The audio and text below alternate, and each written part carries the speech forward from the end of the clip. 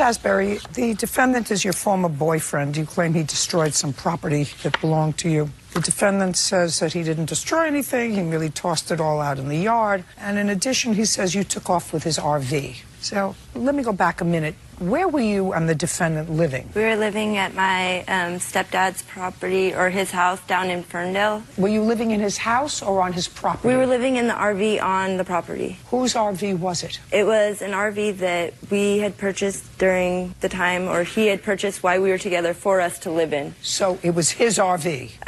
Yeah, he didn't finish paying for it. He That's never not true. paid for it. Don't speak. It was He our purchased, home. It was, I don't care if it was your home. He's not Okay. your husband.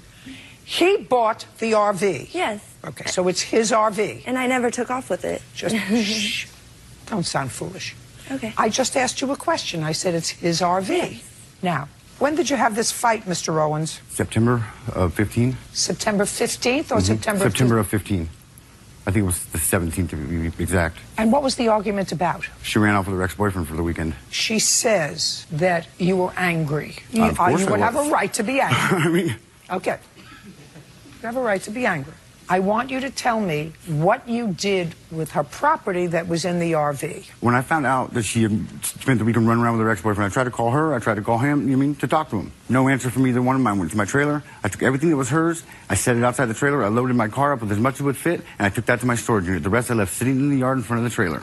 Now, that's your father? This is my father, my stepfather, yes. Your stepfather. He's going to tell me a different story. Okay, he's...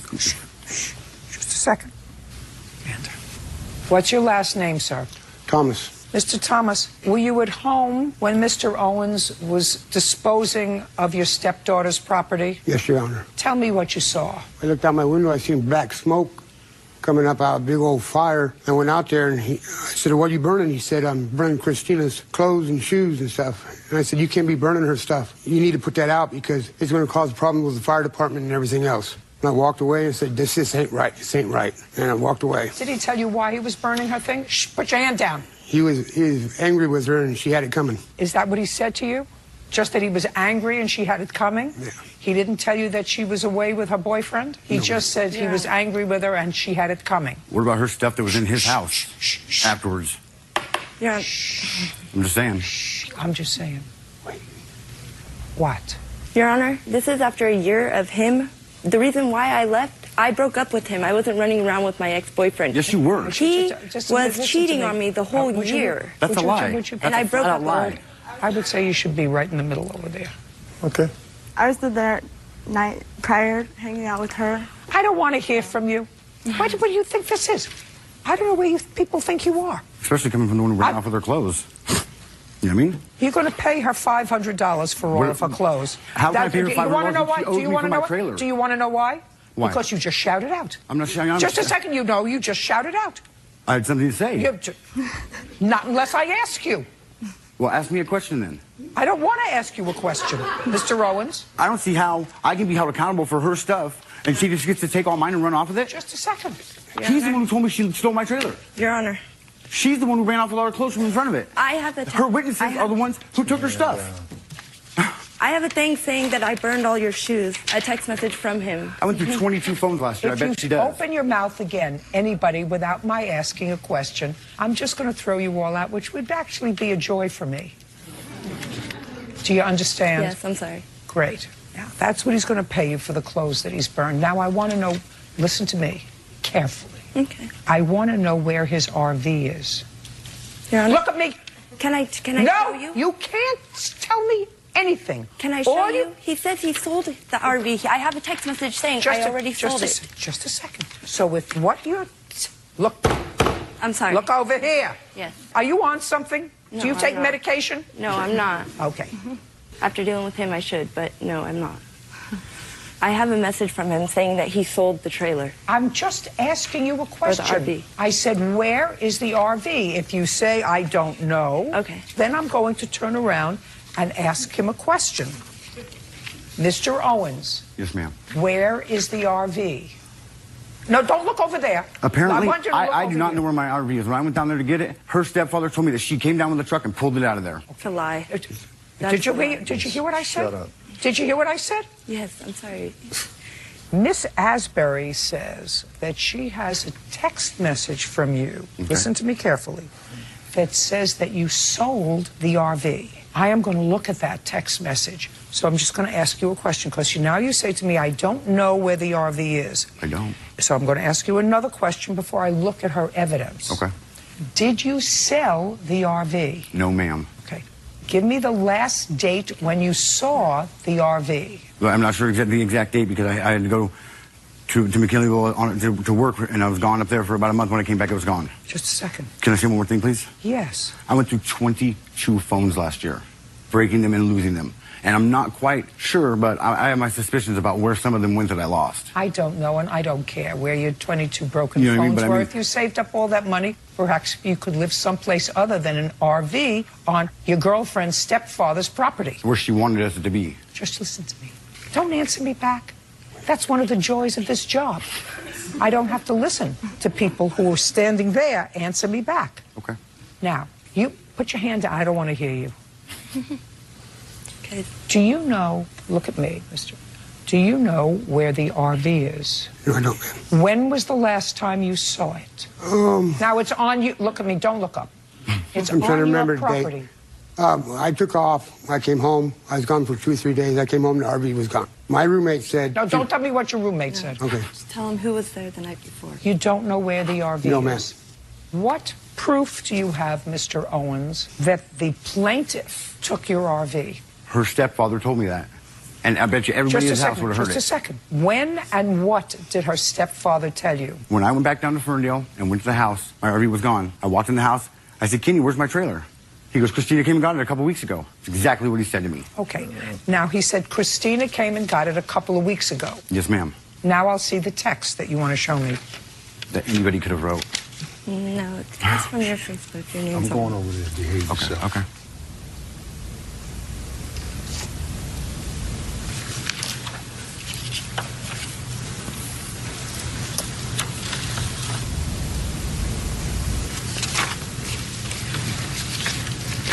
You remember when you told me that Mr. Owens said to you that he was angry at Christina and she had it coming, you remember? You wanted me to believe you, right? Yes. Because it was true. Now, when Mr. Owens came back looking for his RV, did he come to the house? No. He never saw you? No. Never came back for his trailer? No, I don't believe that. Good. Now you're going to show me your bill for the trailer. Ma'am, He doesn't have When did... I don't. Speak. I want to know when you bought it, how much you bought it for. I bought it for $2,500 in October of 2014. Show me. That's a lie.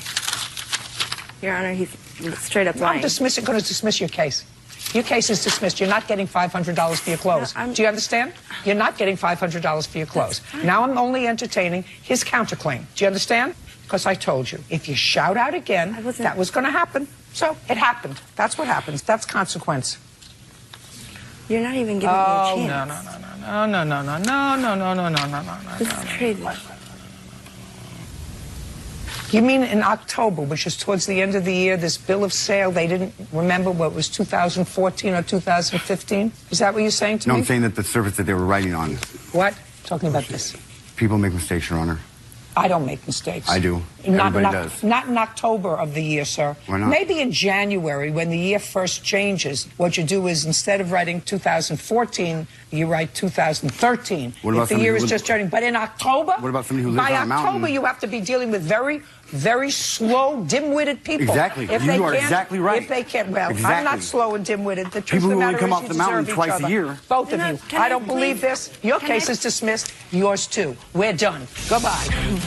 Please excuse me, stepfather. That girl stole everything I owned. Everything I owned. I'm talking my trailer, my home, my clothes, every piece of paperwork I ever had. I didn't steal his trailer Because I was mad because she ran off with her ex-boyfriend for the weekend. because he's a liar and a cheater. And her stepdad's the one who told me she took it. Because I loved him.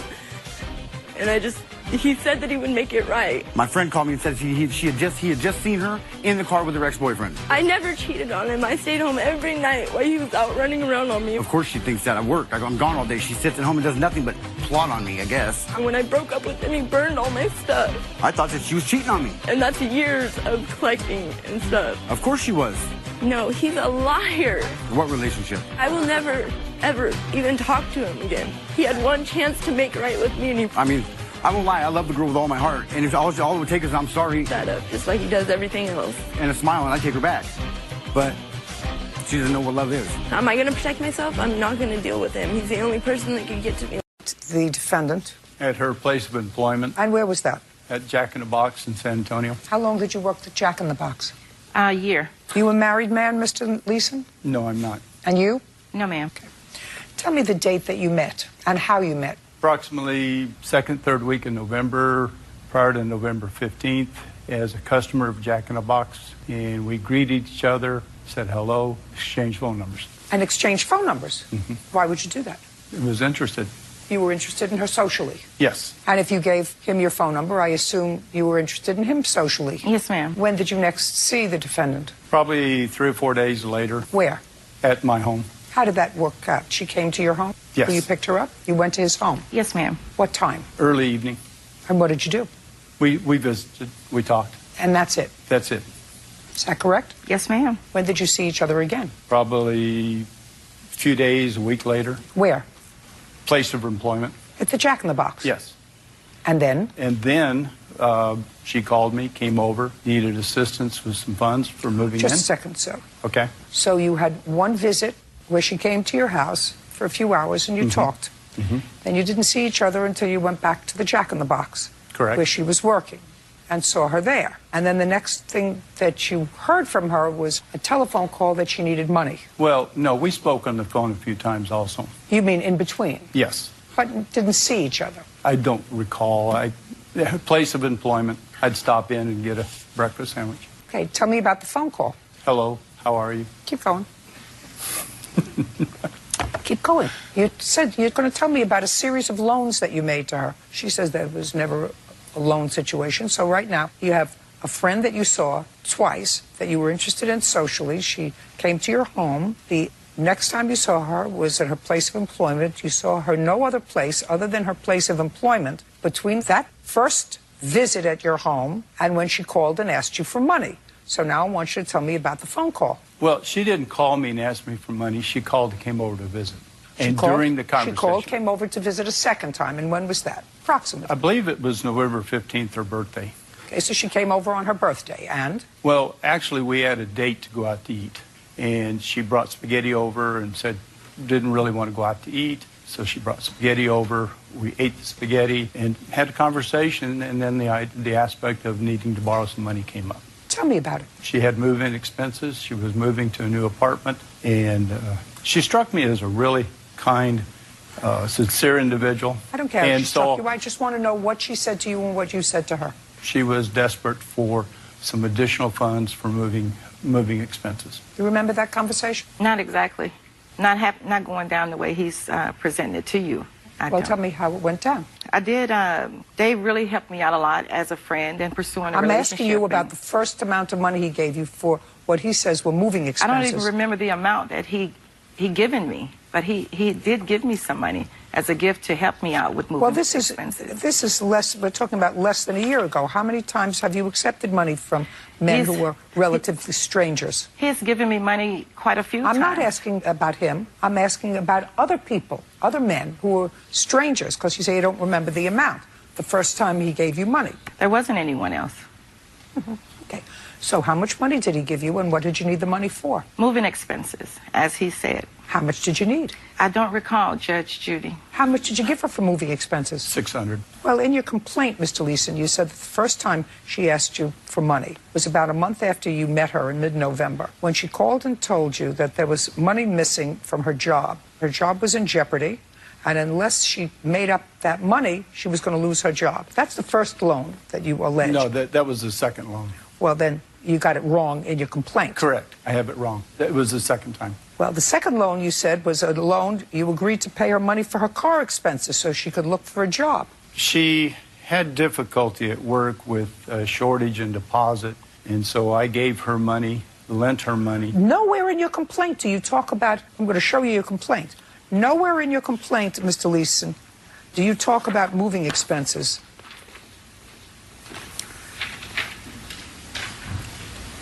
I've seen that. I understand. And that was... Tell me. I like to clean things up.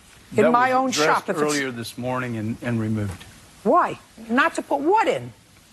The moving expenses, I have a canceled check for it, and it's not included in the statement because it's an oversight on my part to have included it in this morning's review of it. You what?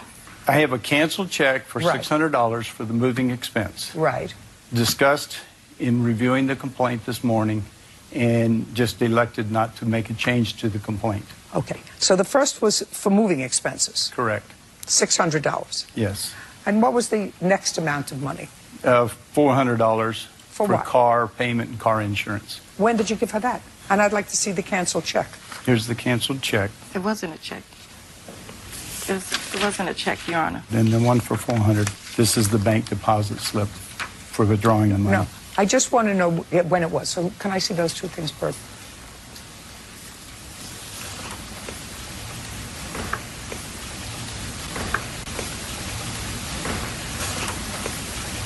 Yes, it was a check for $600. It was the 8th of November of 2015. He never given me a check. I never received a check. Yes, you did, because you signed it, and I just examined your signature on the check, and the signature is exactly the same as the signature on your answer. You want to take a look at it? I don't remember no check.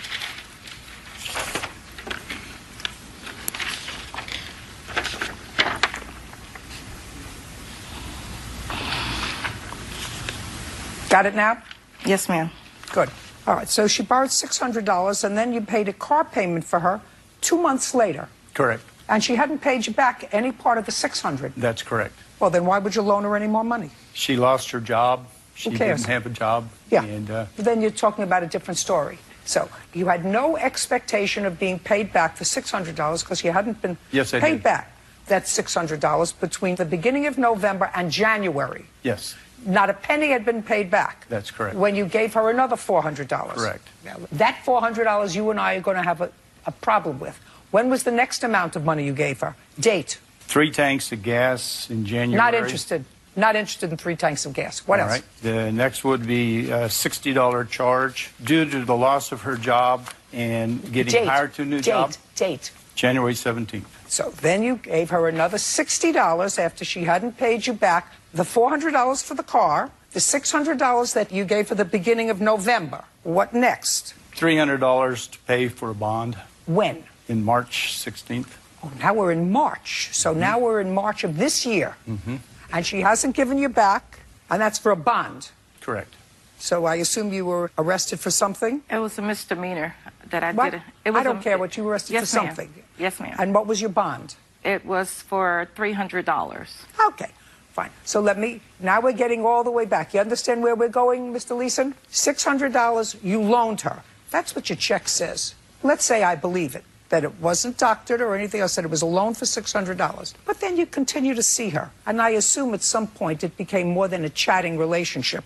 You No. know, more than, Yes, it well, did. Well, then It did. a little Oh. bit. became, listen, we're not getting into what it is. Nobody got that but me? I got it. Judge ex-girlfriend Amanda Ferguson owes for loans. Okay. At some point, you just started to give her money when she needed it. She hadn't paid you back the $600. You gave her $400 more 3 months later. Then you bought 3 tanks of gas you wanted to slip in there. Then you gave her $60 for something else. She hadn't paid you back any of this money. And then in March, just a few months ago, you bailed her out of jail. And you want her to pay you back for that. Correct. What else? It's all not happening for you, Mr. Leeson. Well, that's primarily it, but the basis for loaning her the money was if I didn't pay for the class, she wouldn't get hired. Having a job gives her ability to pay me back. She has an income tax refund coming in. So what? And she promised to pay from the income tax refund, which that became an argument between us. But Just a I second. have proof that Just a she second. she has the ability to pay back based Just off as her I income don't care. tax. I don't care. She got her income tax refund back either in. When did you file and when did you get your tax return back? January. In January. When Yes, did you ma'am. get your money back? February 21st. February. Well, she didn't pay in February, sir, with her refund check, and you bailed her out in March. Didn't know she had gotten a refund check. She told me she hadn't received it. Judgment for the plaintiff in the amount of $600. The original $600 was a loan. The rest of it is dating. Bye. Thank you, Your Honor. Parties are excused. You may step out. I found her to be a very sincere, nice, honest person. Dave was a good guy. We got along really well. She promised me over and over that she was going to pay me back in certain ways. I went through some things, and he was there for me. It's not the first time I've helped somebody. I have nothing bad to say about him. Seat, please. I'm going to start out with Mr. McVeigh. Mr. McVeigh, this is your sister. Yes, ma'am. And there was an incident involving her car, which resulted in her car being damaged. Well, Just a second. There's no question her car was damaged. Okay. She blames you for it. I want you to tell me what date it was and how you think she's blaming you for the damage to her car, which is a side view mirror, correct? The side view mirror, the bumper, and the window shield. Go ahead. well, I'm not. Well, not you're not. I want you to tell me on what date the incident happened. I'm not for sure the correct date. Date. 27th May, 2016. So if you're not sure, May 27th. I'm listening to you. Stand up straight, talk up, so I can, you see how I'm talking, you can hear me, right? Yes, ma'am. Good. This is where I'd like you to talk back to me. Speak up. Well, actually, Not actually. she left. Not she. You. How did you get possession of her car? She gave me possession. Tell me about it. Well, I text her. She left her car at my mother's house, and I text her. Just a second. She left her car. At my mother's house, and I text her and asked, "Can I use her car to take my niece?" You texted her.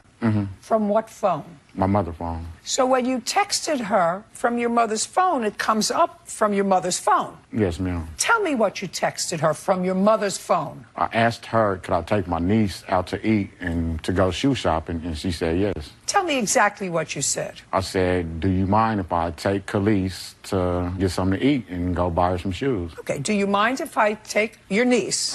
Is that your daughter? No, I have her for the summer. That's a niece. Yes. How old is she? She's 6. Do you mind if I take her and your mother was watching her? Yes. Do you mind if I take her out to lunch and to buy her some shoes? Is that what you said? Yes. Did you get that text? I have her. I'd love to see it. Before I look at the text, did you sign your name to the text? No, ma'am. No. I did not. No. How did I know that? Yeah. Okay. Wow. So, you know, it's so easy. It's really like shooting fish in a barrel. It really is. So from his mother's phone, this is the exchange. He says, "Can I take Kelsey to get her hair done and out to eat?" She says, "Yes," but this is from his mother's phone. He doesn't say, "This is," what's your first name? Kenneth. Doesn't say, "This is Kenneth, I'm using Mom's phone." Yes, sure, if you want 3 o'clock, whatever. He says, fine. So now the keys weren't in the car. No, the keys were, my car was at my job on my 15-minute break, like my lunch break. I called my mom because I thought it was her. No, that's not true. And then I text back. It was a text in there saying, "Don't call this number back," because I was going over there. And I drove the car over there to see what my mom wanted to do and stuff. And my mom usually takes the bus. Your mom what? Takes the bus to take my niece out most times. And so I went over there to see what she wanted to do and how long she was going to be gone. And when I went inside, I had to hurry up and go to the bathroom. So I said, "Mom, I'll be right back." I set the keys down and I went to the bathroom. And when I came back, the car was gone and my niece was off the couch. And so I asked my mom and she was like, "Oh, well, That's not true. No. Your brother has been talking about taking her out to eat all day and taking her to get her hair done." And so I assumed that that's what he was doing. And I was like, okay, well, maybe he really will come back. And my mom was like, okay. And I was like, well, he knows what time I get off work. Okay, so now you're out with your niece. Yes. At what time? It was about 3:15 when he took the car. And you wanted to take her to get her some new shoes and for lunch. Yes. That's a late lunch for a 6-year-old.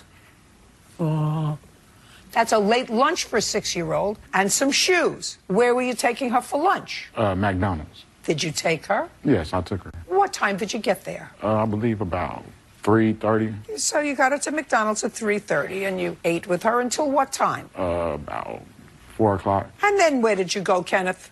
I went to the mall. Did you buy her shoes? Yes. And after the mall, where did you go? I went over my baby mother house, my Isha. Well, that wasn't part of the deal, Kenneth. You said, "Can I take her?" Well, in this text, you said to get her hair done. But let's say I believe this story about taking her to McDonald's and then over to buy her some shoes. But then you were making a social visit. What time did you leave the mall? About 5:30. What time did you finish with work? 6 o'clock. How do you get home from work? I drive my car home. But he had your car. I walked to my mother's. She lives a block away. Well, the car wasn't there. It wasn't there, so I when waited you got in the home street. because you were at your baby mother's house. I can't even say that. They've learned to say mother of my child. Thank you. You know, whatever else it is. Sounds so stupid, It's baby the mama. cliche of the day. What? It's the cliche of the day. Okay, and what happened when you got to, what's her name's house? Maisha. Maisha's house. What happened when you got there? Well, she was acting all historical because I guess my sister texted her and told her that I stole her car and that I kidnapped my Well, then niece. you must have been late. Must have been past 6 o'clock. I just lost track of time. I didn't. Because by that time, she's off from work. She comes back looking for her car. Car's not there. You're not there. Lunchtime is over. So what happened? Well, when I got to her house, she was acting historical because I guess my sister kept texting her. Don't tell me what you get. She was acting hysterical. And what happened with her car? Basically, she made me get out the driver's seat, and she jumped in the driver's seat, and I don't know, she was acting all hysterical, and she bagged out the driveway real fast and hit a mailbox. And And she hit her mailbox, and she took her car back, and when I pulled up at my mother's house, Shantae, she was acting historical. not and historical, blaming me. not historical, hysterical. Hysterical. And she was blaming... Historic means what happened in the past. Hysterical means that they were aggravated. And she was basically, what did I do to her car? And I was trying to explain to her it wasn't my fault, that I was... How'd the alcohol get on the mats? I know nothing about no alcohol. Alcohol? Alcohol. You want me to Rubbing spell alcohol it for you? or... Wasn't there alcohol Yes. in the car? Yes. Spilled in the car. How did that happen? You get a beer at McDonald's? No. How did the alcohol get in the car, Kenneth? I may have one beer. Can I see a list of the damage to the car and the photographs, please? Yeah. And he did take my... Surprised your mother didn't kid you. Oh, it's from my... I meant that figuratively. listings on the tape. Have to say that these days.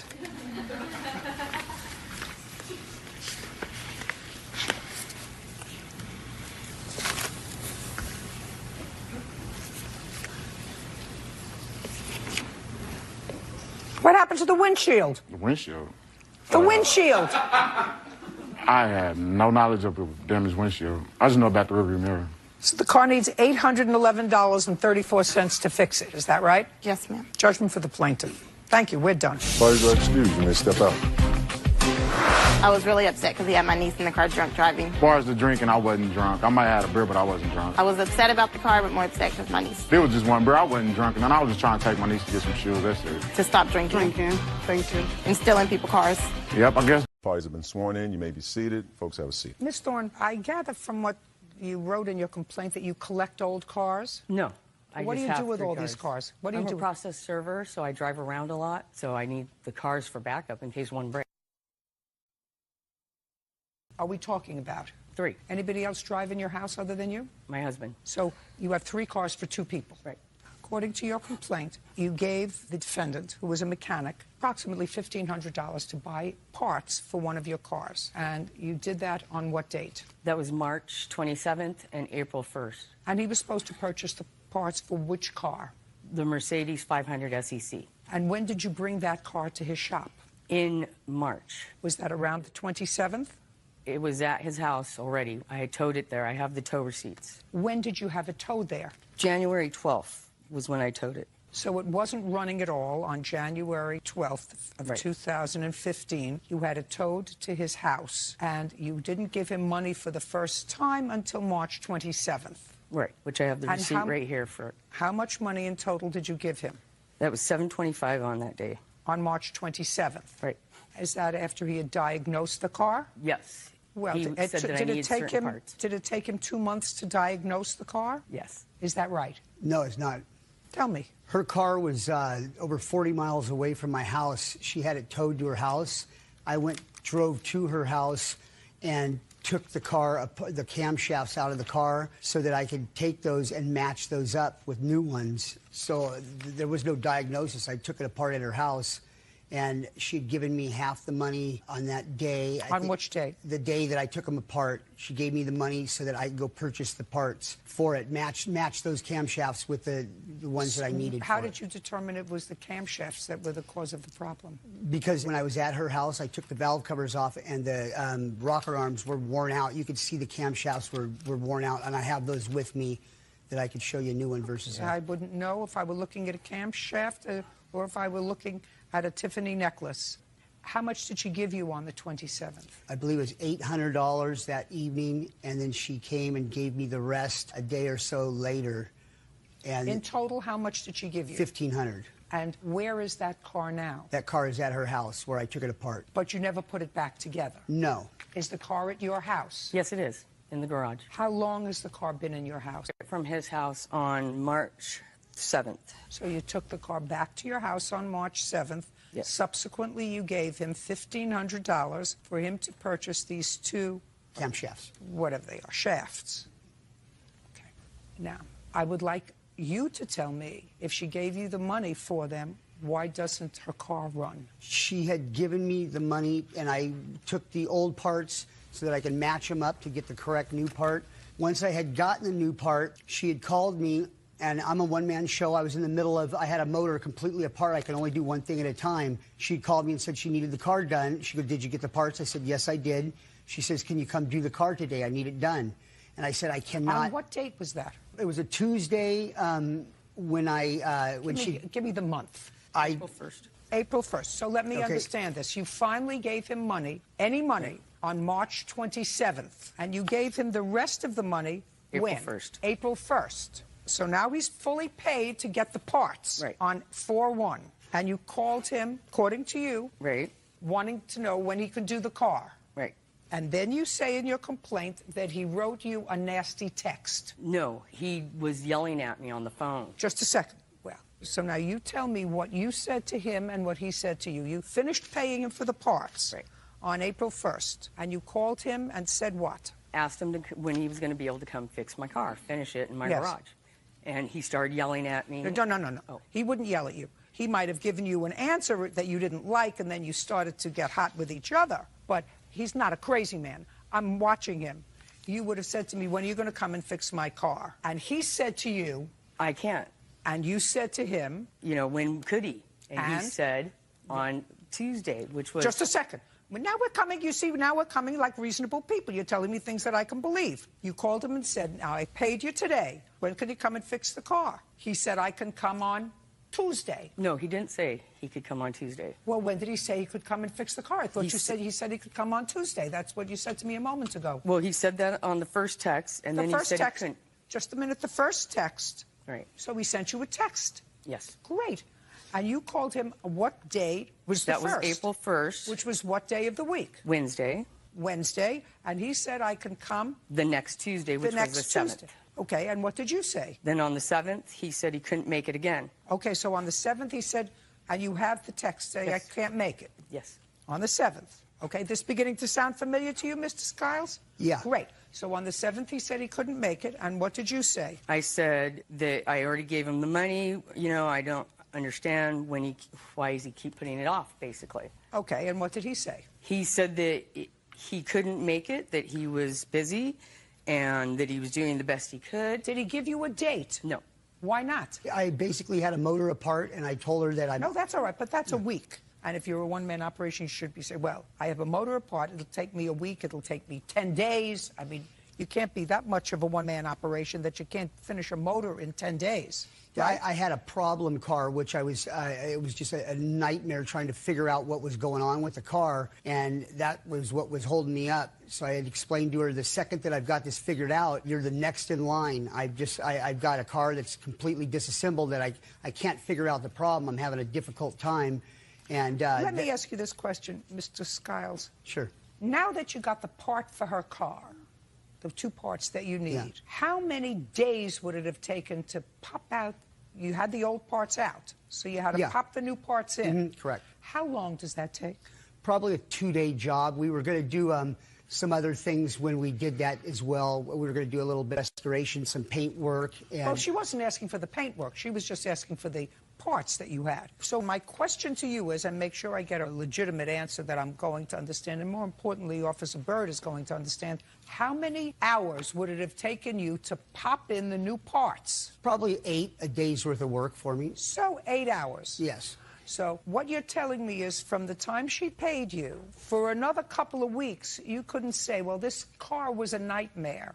I'm going to take one day off from my nightmare and go and take care of the car because I've gotten paid on this car and at least put it in running order. And then I can come and do paint job and something else later.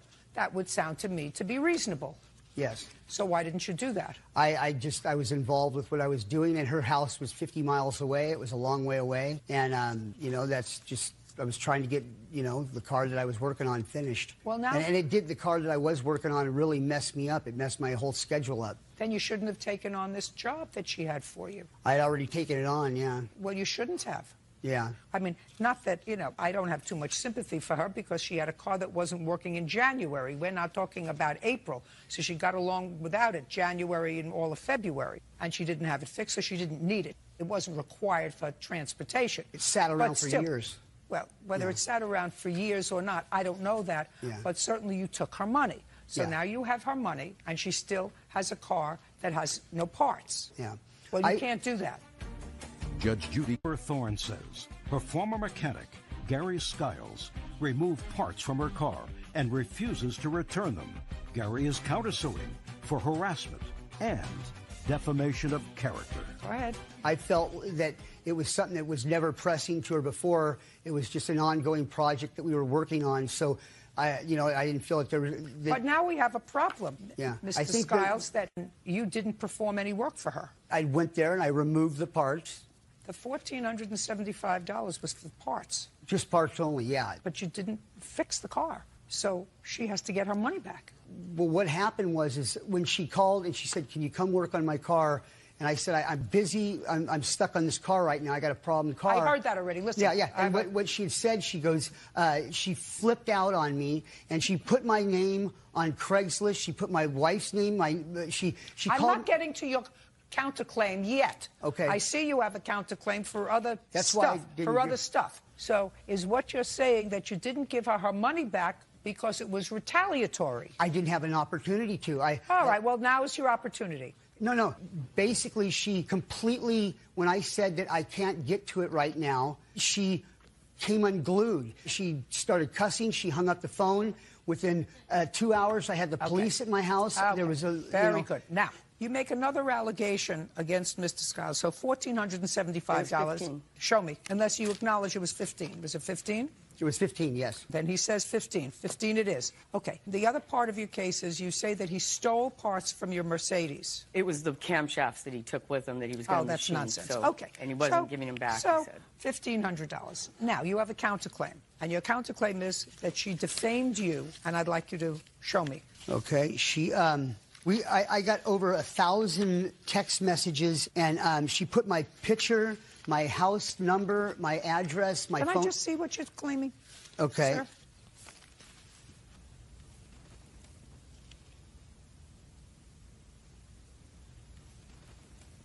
Okay. So it is your claim that you looked in the trunk of the car that had been in your house for how long? I only bought it in August. It was August. But it had been in your house. Yes. Not before.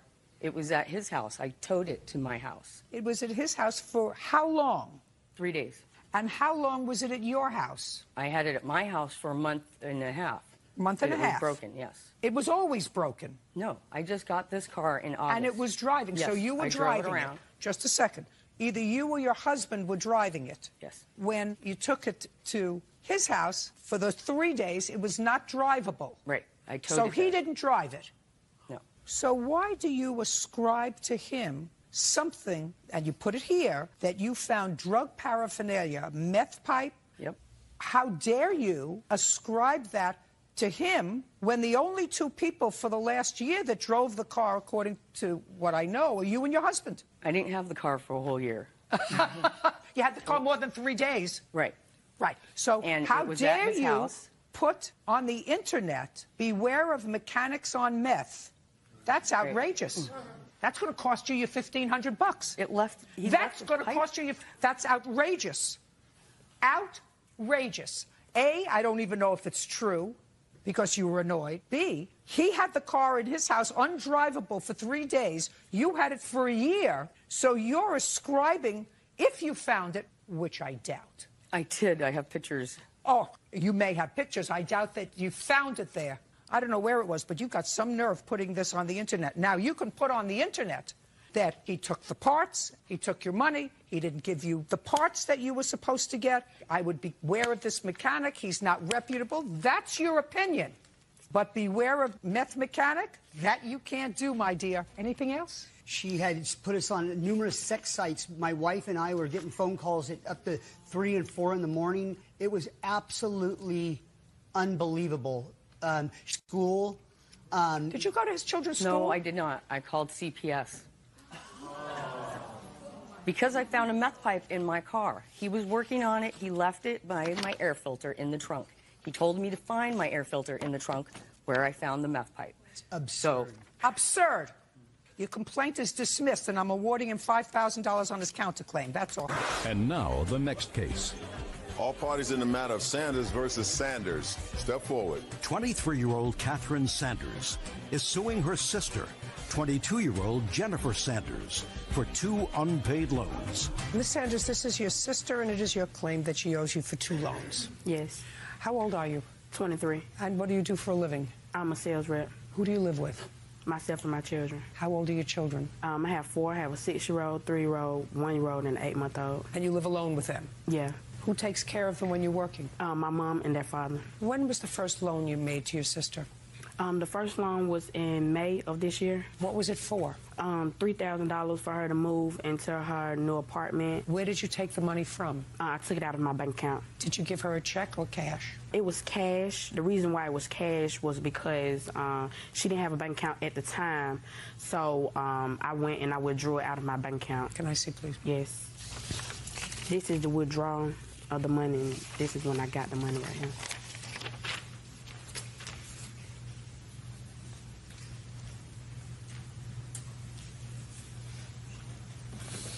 How many children do you have? 2. You don't deny that your sister took out and gave you $3,000. Yes, but she gave it to me as a gift.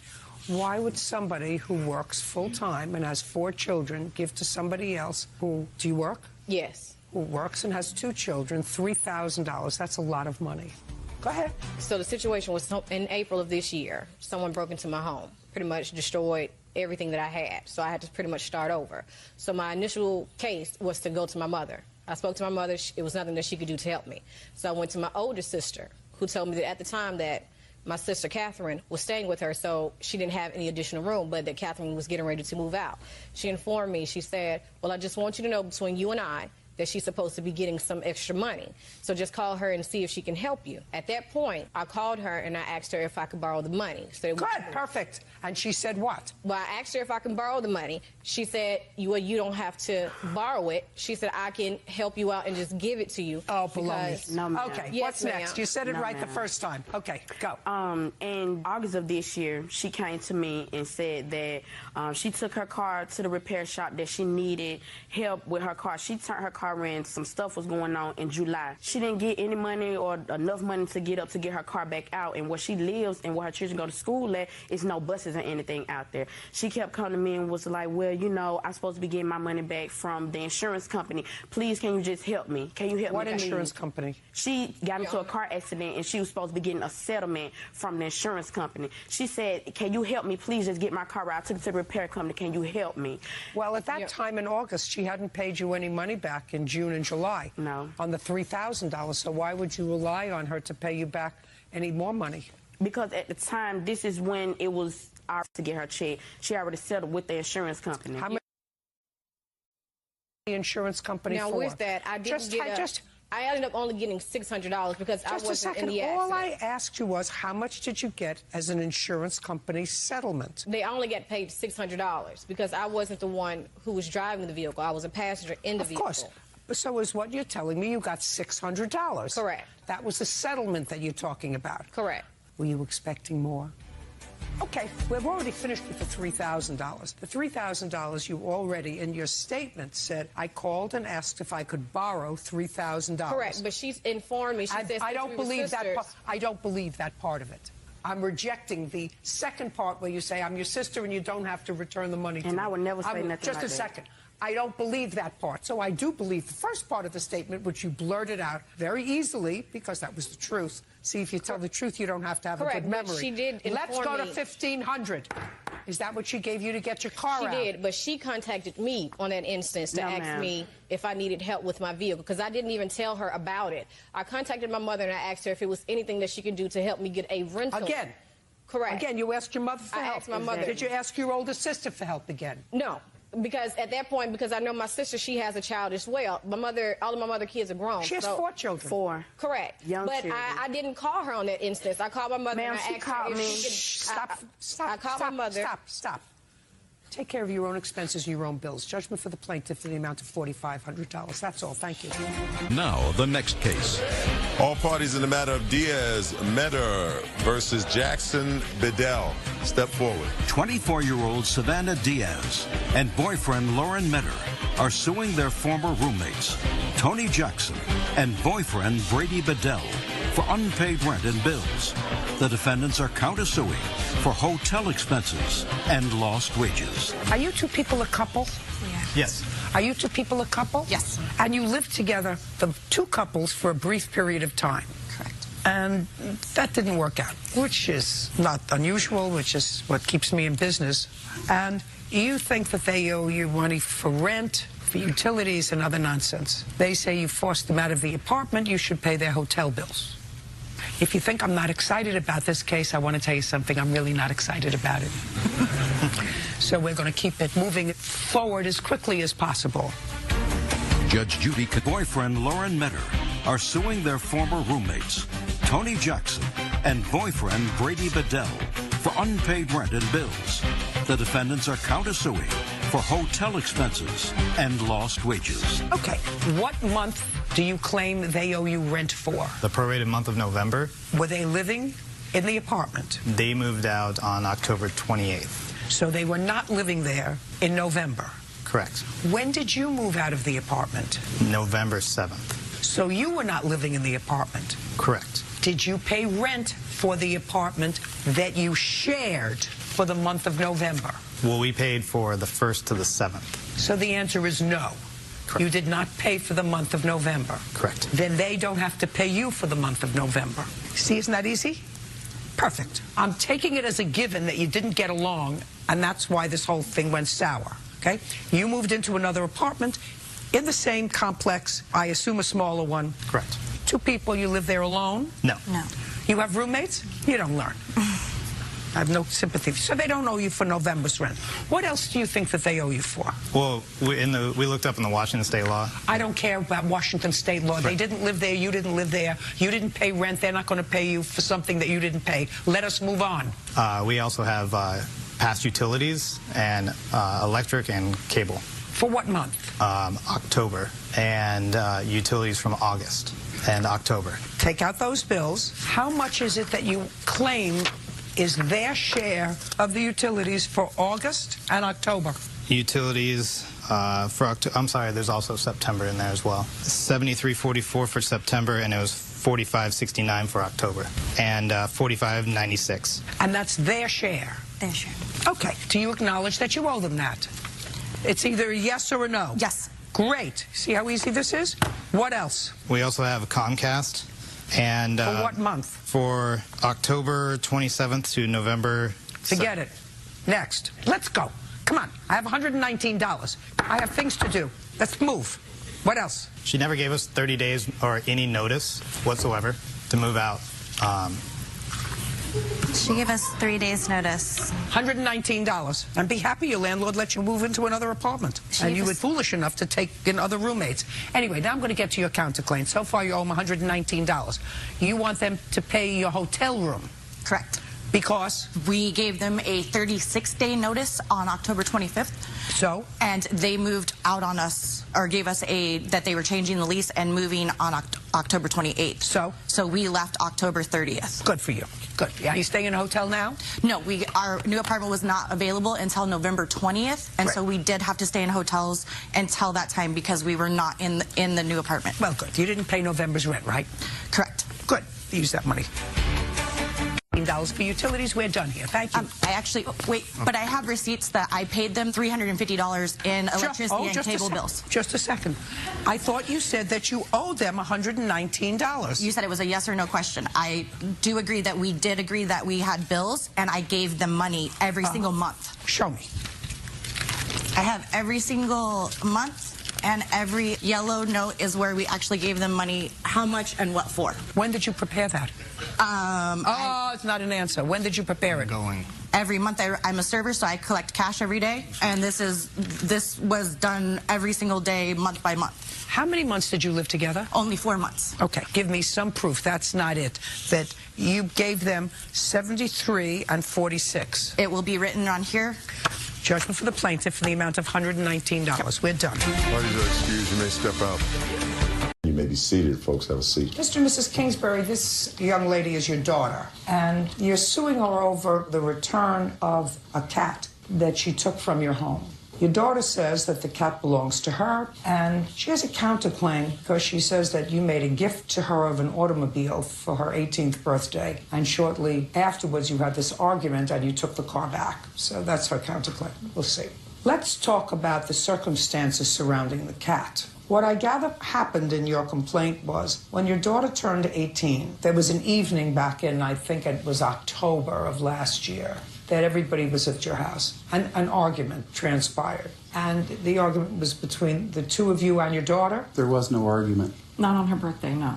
Subsequent to her birthday? Afterwards. Yes. About a week afterwards. A week afterwards. There was an argument, and your daughter left the house. She said, I'm moving out. I'm going to live on my own. That's what I thought I read. On her birthday, everything was fine. She was given a car with stipulations, and both our names, myself and my daughter's, were put on the title. I did that after I fixed up the car. She left, and the thing that became the argument was when she took off with the car, she told us she was going to spend the night at a friend's house. Well, that didn't happen. She called us later and said she was going to spend the night at her brother's house. Then we called the brother and couldn't get a hold of him. He wouldn't return any of our calls. We called her back, couldn't hear anything, and I was worried about her and the car. So we took a chance and drove over around midnight in the neighborhood of her boyfriend and found the car abandoned about a block away from her boyfriend's house. Well, it wasn't abandoned. It was parked. Parked, yes. It was parked. It was parked a block away from the boyfriend's house in case you went looking for the car.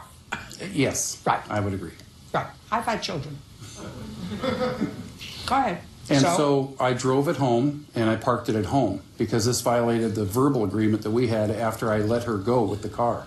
Just for my own information, what was that agreement? What were the conditions of the gift? With all of our children, we have 7, we want to instill responsibility. So I told her before she took off that night that we expected her to live at home. We would continue the insurance on the car. She would have to get good grades so we could keep the insurance down, because with a 3.0 or higher, you can get lower insurance. And eventually I was going to release the car to her. But she's the first child that I've ever had that I had my name and her name included on it. I thought that that would instill responsibility. Well, it doesn't instill responsibility if she's the only one that had a car in joint names and your other children all got a car in their name alone. No, it was in our name alone. It was in your name? Yes. Oh. So the other cars that were given to your children, you kept in your name until when? Until they moved out. And then you transferred? Yes. And how old do you think the child should be before they move out? Each child is different. It depends if they're going to college, working, getting married, whatever. Mm-hmm. I don't have a set date on that. Okay. But the car was given to her when she turned 18? Yes. And it's a jointly owned car? Yes. Do you remember those conditions when you were given the car? He never spoke any verbal agreements other than No, verbal agreement. I'm asking you about conditions. When he gave you the car, was there an agreement that you would live at home? No. Was there an agreement that you would get good grades? Yes. Because the insurance was kept down if you got good grades. So that was something that you had discussed. At that time, did you think about leaving the house when you turned 18? I was not thinking about leaving the house until they kept calling me on my phone on my birthday. And even after I told them where I was going, they kept calling me. Even though I told them that I was at my boyfriend's house, they kept calling, so I stopped answering my phone because I told them where I was and where I would be going afterwards. And they drove around his neighborhood around 10:30 and took the car. So I didn't have transportation to get to my friend's house, so I had to stay there the night. Let's deal with the cat.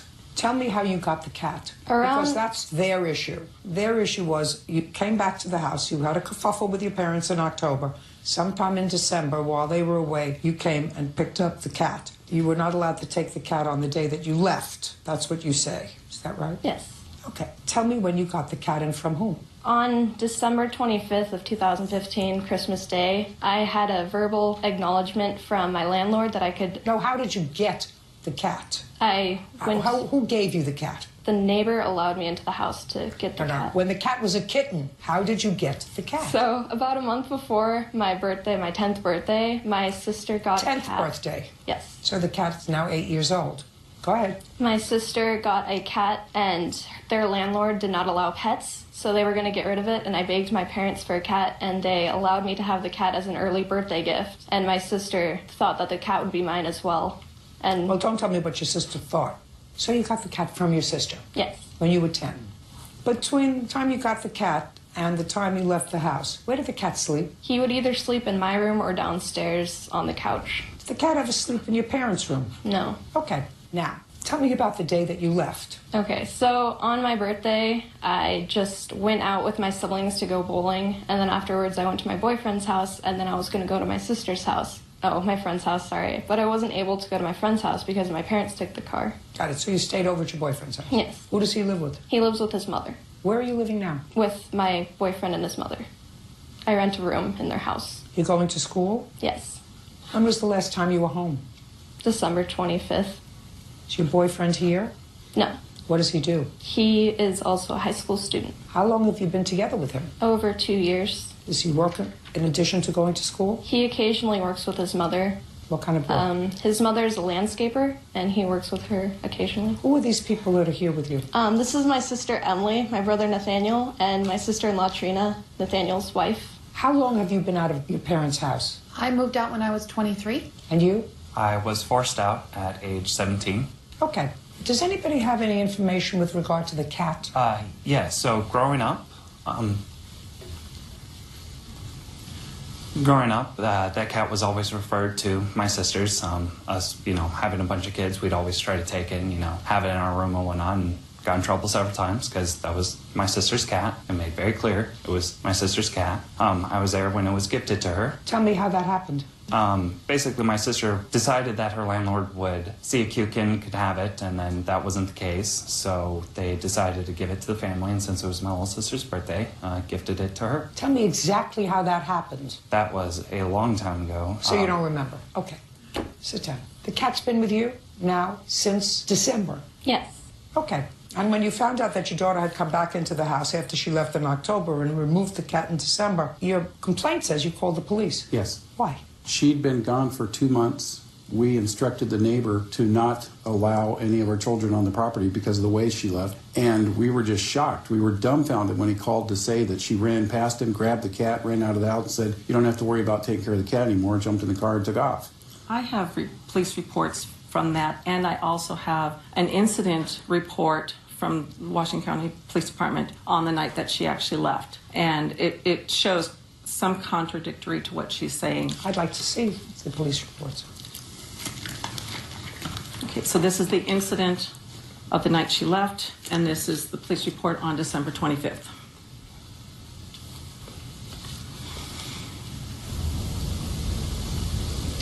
What property did she want to take when she left that you didn't want her to take? There was nothing that we didn't want her to take. It's noting on there that there was never a mention of the car or the cat. She did take her fish that was a pet, but no mention of the cat at all. So you didn't deny her taking any property? I'm not talking about the cat. No. I'm talking about anything. No. Okay. What about the car? No, I did not allow her to take the car. There was no insurance on it. Why? Because I canceled it when I found it at her boyfriend's house at midnight on her birthday. And she lied to me about where she was going to be. She never once mentioned being or spending the night with her boyfriend. It was her brothers, and I couldn't get anybody to call me back. I couldn't get anybody to pick up. All right, I read the whole report. I must tell you, it's a disturbing report. May I? agree. Yes. Oh, it's a very disturbing report. May I add something to that? Yes. Her sister, who is here today, gave misleading and false information to the police officer right down the line from her name to her birth date to her address. Let me explain something to you why I find this particularly distressing. I find it particularly distressing that in a dispute over a cat, which is far more than that, it's a dispute over your authority as parents is what you're really talking about, that you would insist, both of you, that your daughter be charged with burglary and theft of the cat, and even went so far as to almost threaten the police officer who was taking this report that you were a chaplain with the sheriff's department and you wanted his badge number because he explained to you in very clear terms, in very civil terms, that you had left your home and the cat in the custody of a neighbor while you were out of town. The neighbor was in the house when your daughter came by and rang the bell. She said, I want to get something that's mine from the house. The neighbor invited her in. Your agent, the person who you left in charge, she said, I'm taking my cat. Said, okay. She took the cat. That's according to the neighbor. That's not the story that you told me, but that's the story that the neighbor who was there told the police. So the police clearly explained to both of you that this was a civil matter. The person you left in charge of the house allowed your daughter, who he's known for years, to come in, take the cat, and leave. That is not burglary or trespass. Then the police contacted other children of yours, and the other children said to the police, it's always been Melissa's cat. Everybody knew in the family that it was Melissa's cat. Your reaction to that was to call back the police and instruct the police to call your children and tell them all that if they came to your house again, uninvited, they would be trespassing in your house. That was your response. Now, you sound like really good people. You gave your children cars. You are concerned about them. You were concerned about where your 18-year-old was. You couldn't reach her on the phone. It was late. I mean, well, that all sounds normal. This does not sound normal to me. Victoria and Richard Kingsbury say their daughter, Melissa Kingsbury, stole their cat. Melissa is countersuing, claiming her parents stole her car. Now, doesn't sound like, to me, a normal reaction of people who are loving parents to insist that their child, who has no prior criminal history, no brushes with the law, evidently goes to school, got enough grades for you to buy her a car, to insist that she have a criminal record is insane. Insane. And if you don't see that, it's insane. Now, I have a lot of children, and they've done things, you know, in their childhood that I wouldn't like to see on a billboard or on the front page of a paper. But I would never call the police and say, they said that they were going to be alone and have one friend sleeping over. I come home and I find that there was been a party for 40 people and all the rowboats are at the bottom of the lake. Would I call the police and have my child arrested for allowing people that I didn't know on the property, for vandalizing my property? I wouldn't think of it. I said, all right, give me the car keys. Okay, you know, grounded. Okay, you're not going on spring break vacation. There are a lot of things that you can do. But to call the police and have your child arrested for burglary and theft is not a normal reaction. When she chose to leave, there had been no communication. And we had no way to get a hold of her because she didn't have a phone anymore. For us to be gone for 2 months' time and for her to think that she'd cross our borders of our home without contacting us when she has no keys, there had been no communication to come in at a vulnerable time of the gentleman that was watching our home. He said it happened so fast. And what? And he also did. And everybody says it's her cat. It's not. Well, just a second, are you going to show me that you paid the vet bills? Everything. I don't yes. care.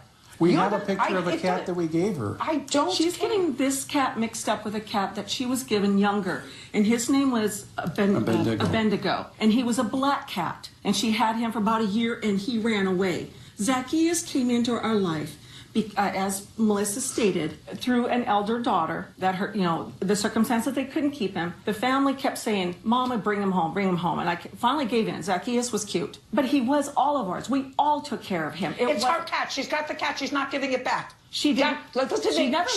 She's not giving you the cat back. She never slept with him. I want you to understand. She's not giving you the cat back. I got what this is all about. I really have what it's all about. Judge Kingsbury have accused their daughter, Melissa Kingsbury, of stealing their cat. So that's settled. The cat's hers, and she's not giving you any money. The cat's hers, and I'm not going to be a co-perpetrator by getting involved in this family turmoil than to say to you, you made an error in judgment. The moment that you called the police and got the police involved in this situation was a grown-up error in judgment. Now let's get to the car. The car is listed in both of your names. That means the car belongs to both of you. You cannot deprive her of the car. What kind of car is it? It's a 1998 Chevrolet Lumina. Look it up, Bird. It has a reconstructed title on it. She doesn't know anything about the car. The car was a gift to her. It was a gift to me first. No, the car. No, you don't understand. The car was a gift to her. Your husband acknowledged that the car was a gift to her. We had a whole discussion about it before we got to the cat. The car was a gift to her. As a matter of fact, your husband said in all other instances where he gave his children cars, they put it in his name. But as a showing of confidence in her, the car was titled in both his name and hers. You had nothing to do with it. Now, do you have the title to the car? Yes. Great. One of you has to own it. So what we're going to do is we're going to look up to see what that car is worth, because it's not worth $5,000. You understand that? Great. We have all the receipts of what we invested into it. I don't care. Follow me.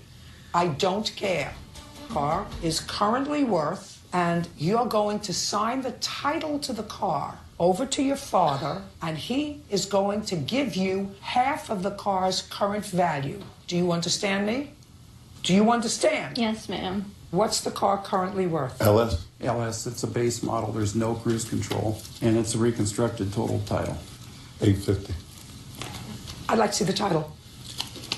Or take a look at the title, figure out where Melissa signs the title over to her father. She's going to get $425, and this case is going to be over.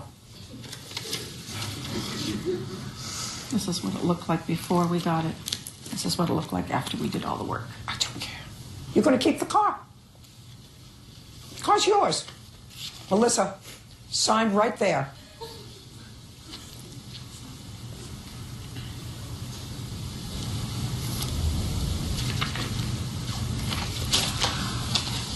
Plaintiff's action for the return of the cat is dismissed on the counterclaim for $5,000 for the car. I'm awarding you $425, which is half the value of the car. Now it's no longer yours, and you get all the perks and all the advantages of everything that you've put into the car. All it cost you was half of its value. That's it. We're done. Why did they excuse when they step out? Judge Judy continues in a moment. And on the next Judge Judy. So very upset that we had no contact with our daughter. They were just upset that I moved out. And then when we did get contact, it was... And were getting their way with me moving out. In the form of a theft. And how I wanted my cat and the car and everything. I just didn't expect it to... I have no reason to go back, so it's not a big deal. ...come to this or work out this way or any of those things to happen. I'm just happy it's all over with everything that's been going on. We did everything right. And we got hurt in the end. It's not true. Run over there and give her a hug and let her know we love her. Just because of her actions towards me and my siblings and the way she's acted. We love them. Yes, I love you, and I'm really sorry that this has all happened. Just throughout the years, it's no. I want family. 10-year-old Chloe McChilton is suing her former friend, 18-year-old Seisha Glenn, for 1 month's rent and for the cost of a plane ticket to Las Vegas. Miss McChilton, you and Miss Glenn had been friends, and on the 29th of August of last year, Hurricane Katrina destroyed, I think, both of your family homes. Yes. Either you contacted Miss Glenn or she contacted you. You were living with a boyfriend? Or... Yes. And you invited her to come and live with you, with the understanding that she would contribute to the rent once she got herself settled. Correct. It is your claim that she owes you some rent and that you took a plane to go from from one state to another in order to get some hurricane disaster relief, and you put the airplane ticket on your credit card for both of you, and you want her to repay you for that. Ms. Glenn says there was never an agreement to reimburse you for the plane ticket, and that while she was living with you, she did, in fact, pay rent. After Katrina, where did you go to live? I was in Hammond. Hammond? Hammond, which is like an hour away from Louisiana. And where were you living? We were traveling from house to house. I didn't have a stable home after the hurricane. How did you get in touch with each other after the hurricane? She called me. Is that right? Yeah. What did you say to her when you called? I was calling her, and I was telling her that we were traveling, and she was like, well, if you come here, you can go to school, and you can come out here and stay until you get yourself together. And you went there? Yeah, I went. Did you discuss helping them with the rent? No, when I first talked to Chloe, it wasn't discussed. But when the issue came up, I paid the money. I gave her rent and bills. When did you move in with her? Like a week and a half after the hurricane. So the beginning of September? Yes. And when did you move out? November, like in the beginning of November. So what we're really talking about, Miss McJilton, if you're going to be reasonable, is the month of October rent. She paid that. Well, you didn't expect her to pay for September's rent, did you? The agreement was that she would pay 1/3 of the bills. And she didn't pay September. I knew that she probably wouldn't be able to pay then because well, that's what I'm thinking. That, Ms. but McJilton, she agreed. Shh. That's what I'm thinking. Okay. Here she's moving around and really doesn't have a place to go. If she had a place to go, she wouldn't have moved in with you. So I can understand once she gets herself settled for 2-3 weeks in September, October, she should have paid rent. And you did. Yes, ma'am, I did. And then she left in the beginning of November. Mm-hmm.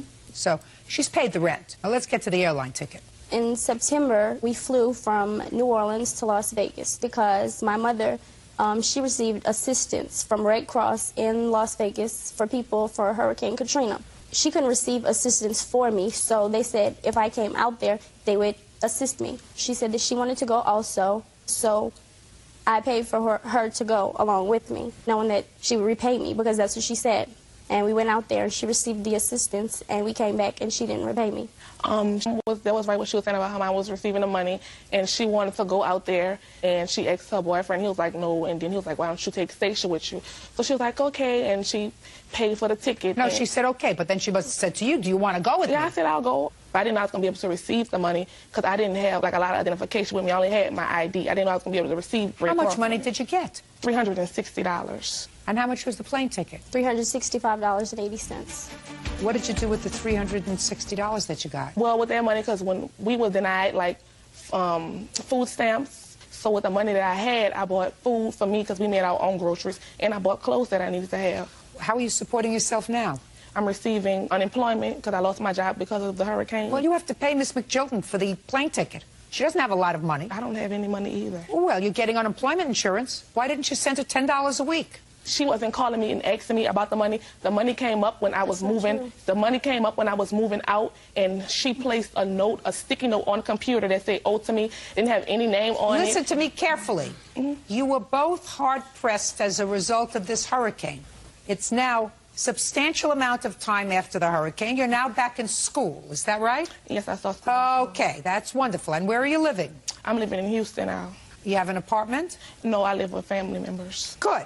And you're collecting unemployment insurance? Yes, ma'am. How much do you collect? $98 a week. So what you should have done is say, listen, you don't have a lot of money, I don't have a lot of money, but there's no reason for you to take care of my plane ticket to go and see how much money I could get from FEMA in Las Vegas. I'm going to send you $20 a month until my debt is paid off. Why should she pay for you to go to Las Vegas to get money from the government? Because she didn't want to go by herself. She wanted me to come with her because she's got family there, Miss Glenn. That's a lot of baloney. But she didn't want to travel alone. That's why she asked me to come. In the other case, she could have just went by herself if she didn't want me to come with her. Listen, you're a big girl. And if you went with her and didn't sign up for FEMA aid, I would say, okay, well, you just went with her for company.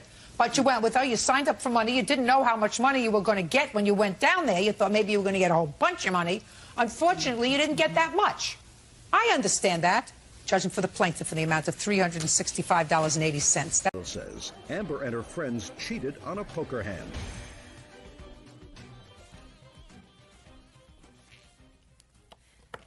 Now, this is case number 91 on the calendar in the matter of Hunting versus Rodriguez. Parties have been sworn in. You may be seated. Ladies, have a seat, please. Ms. Hunting, according to what I read, there was a poker game that was going on in your home? Correct. And the defendant was one of the participants in the game. There was some sort of a disagreement as to who had the winning hand.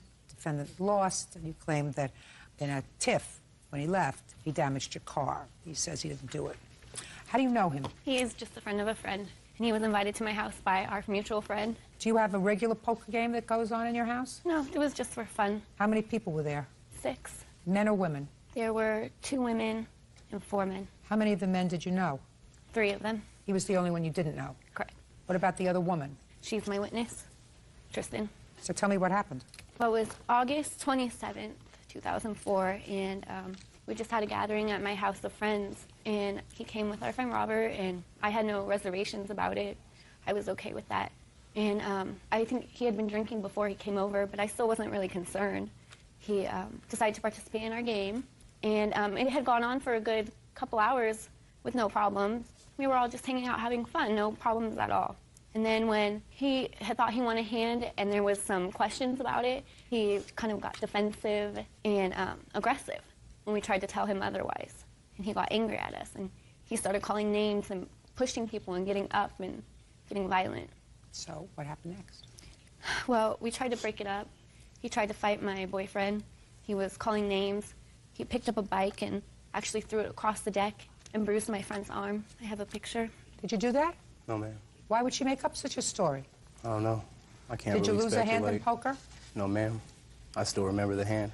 Well, was there some sort of a dispute as to whether you won? Yes, ma'am. So you won the game, Yes, ma'am. and then they told you you lost the game and couldn't take the money. Actually, her boyfriend had agreed that I won, and then she jumped in the middle, tried to read his cards, said, no, you won, look at your hand. He looked, and then he agreed, tried to take the money. But he already called the wrong hand. He called a hand lower than mine. I started taking the money down.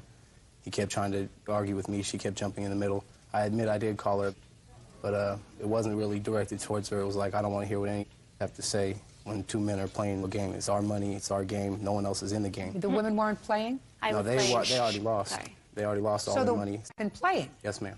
and you did play with the women. Yes, ma'am. So it wasn't as if you don't want to play with women, that it wasn't Oh, just a no. man's game. No, we were all playing. They lost. There were 3 of us left. And nothing happened with the bicycle. No, there was a bike in the way, but I was getting pulled out of their house, and I bumped into a bike. I never picked a bike up, threw it, or anything like that. Okay, then according to you, Miss Hunting, Mr. Rodriguez damaged your car when he left. How did he damage your car? He damaged 2 vehicles. He was inside, and it took a good 15 minutes to get him calmed down. We were trying to calm him down. He wouldn't calm down. So he was physically removed from my house. How was he physically removed? By our friend Robert. Is that right? Oh, yeah, he escorted me out of the house. He pulled you out? Yes, ma'am. You didn't want to leave? No, her boyfriend had tried to start a fight with me, so I stood up. We were going to fight, and he didn't want to fight. And then her mom came in, said we're going to call the police. Told her to call the police, you know. They're trying to rob me of my money. So you still felt as if you were owed that money Yes, in the ma'am. pot. So you didn't want to leave without your money. No, ma'am. So you were pulled out by Robert. Yes, ma'am. And what happened when you were pulled out, Mr. Rodriguez? Well, he pulled me out, but right before the door closed, I said, look, you know, I'll leave, but I want my money, at least the money I put into the pot in the beginning. They went and got my money. He gave it to me. He walked to his car and got in and left. Who walked to the car? Me and Robert. Robert was the one who had brought you there? Yes, ma'am. Who was a friend of yours? Yes, ma'am. Is he still a friend of yours? Yeah. See him? Yeah. He lives on the same street, so yeah, we see Good. each other. And you claim that he damaged cars when he left. Do you have any witness? Did you see him do that? I actually have Robert here as a witness. Really? Bring him in. And Robert is your friend. Yes, ma'am. So Robert wouldn't lie for her. I can't speak on that. He's intimate with her friends, so a lot of people do a lot of things when they're with somebody. I don't think that's important.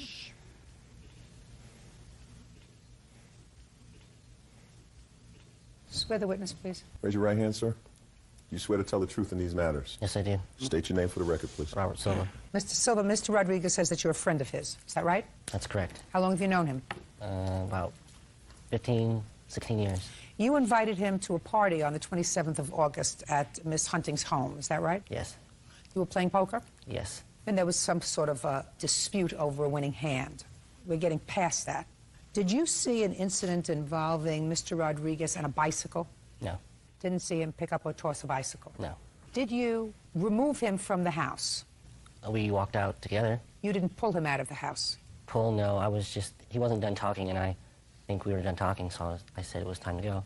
Now, when he left the house, can you describe what happened, sir? I told him to leave, and I went to go close the door. Look at me when you're talking. And on the way out, I seen him kick Amber's car on the way out. How many cars did you see him kick? I only seen him kick Amber's car. Did you say anything to him when you finally caught up to him? No. You didn't say, why did you kick Amber's car? It's too late. It doesn't matter why. I couldn't stop it. Oh, no. That's their witness. They say That's their witness, sir, but your friend for 17 years. Oh, yes, ma'am. But it just seems fugazi to me because... What? It seems a little funny to me because they said I threw a bicycle. He didn't see it. No, he didn't see that. I kicked 2 cars. He only see me kick 1. Oh, no. The story seems wrong. Judge Judy continues in a moment. Just want to make sure that you think I'm fair. Not Daniel Rodriguez vandalized 2 of her cars after an argument over a poker game.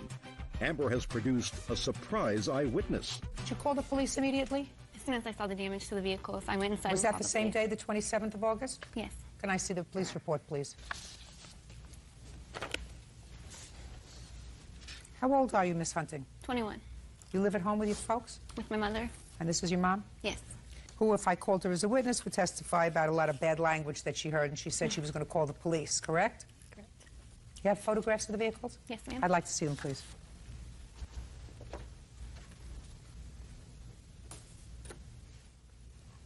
Well, the detective who responded saw the following, Mr. Rodriguez. He saw the damage to the cars. The issue is really, was this old damage, new damage? But let me tell you what the police officer wrote. Second vehicle, 1997 Ford Escort, belonged to Amber's mother, Doreen Hunting. I noticed a circular dent near the driver's side door and chipped paint around the dent. I located several pieces of the chipped paint on the ground, directly below the dent on the door. So you know what that suggests to me, Mr. Rodriguez? New damage? Very smart. Now, who do you think had a motive to be angry that night? I did. And whose dear friend who invited them to this party says it was you who caused the damage? Mine. Mr. Rodriguez, if you were sitting in my place, would you think that I caused the damage? Yes, ma'am. Good. Just want to make sure that you think I'm fair. But Not I that also it's, would not think that it's that- really important to me what you think, but I want you to start doing a little thinking. What are the estimates to fix these 2 dents? $1,893. Together? Yes. That's a bargain. So not only didn't you win, sir, at poker that night, but your temper is going to cost you $1,893. Judgment for the plaintiff. That's all. Parties are excused. You may step out. I think it was drunkenness and nobody was really listening. 26-year-old account manager Lisa Kerr is suing her ex-boyfriend, Private Eye Gary Guthrie, for a loan to buy a spy cell phone. Gary says the spy equipment was a gift. Ms. Kerr, who is this? This is my witness, my friend Lindsay. Mr. Guthrie, who is this? This is my brother Adam in witness. This is the situation as I understand it. You and Mr. Guthrie dated briefly. Was it a time he was separated from your husband? Yes, ma'am. And for some strange reason, according to you, Mr. Guthrie, who needed some spy equipment, that's your business, you're in security, surveillance, and you agreed to put it on this piece of equipment that he saw that he liked. And you did. According to you, he said he was going to pay for it. The piece of equipment came, you and Mr. Guthrie no longer an item. Mr. Guthrie says that the spy equipment doesn't work. Correct. So he's not paying for it, right? Yes, Your Honor. If it worked, were you going to pay for it? Well, Well is not an answer, Mr. Guthrie. Well, I If it assumed it worked, was- listen to me very carefully, sir. If it worked, were you going to pay for it? Just a second. The questions get harder. What's your first name? Gary. Gary? Listen to me, Gary. Try not to play with me, sir, otherwise you're going to look like an idiot.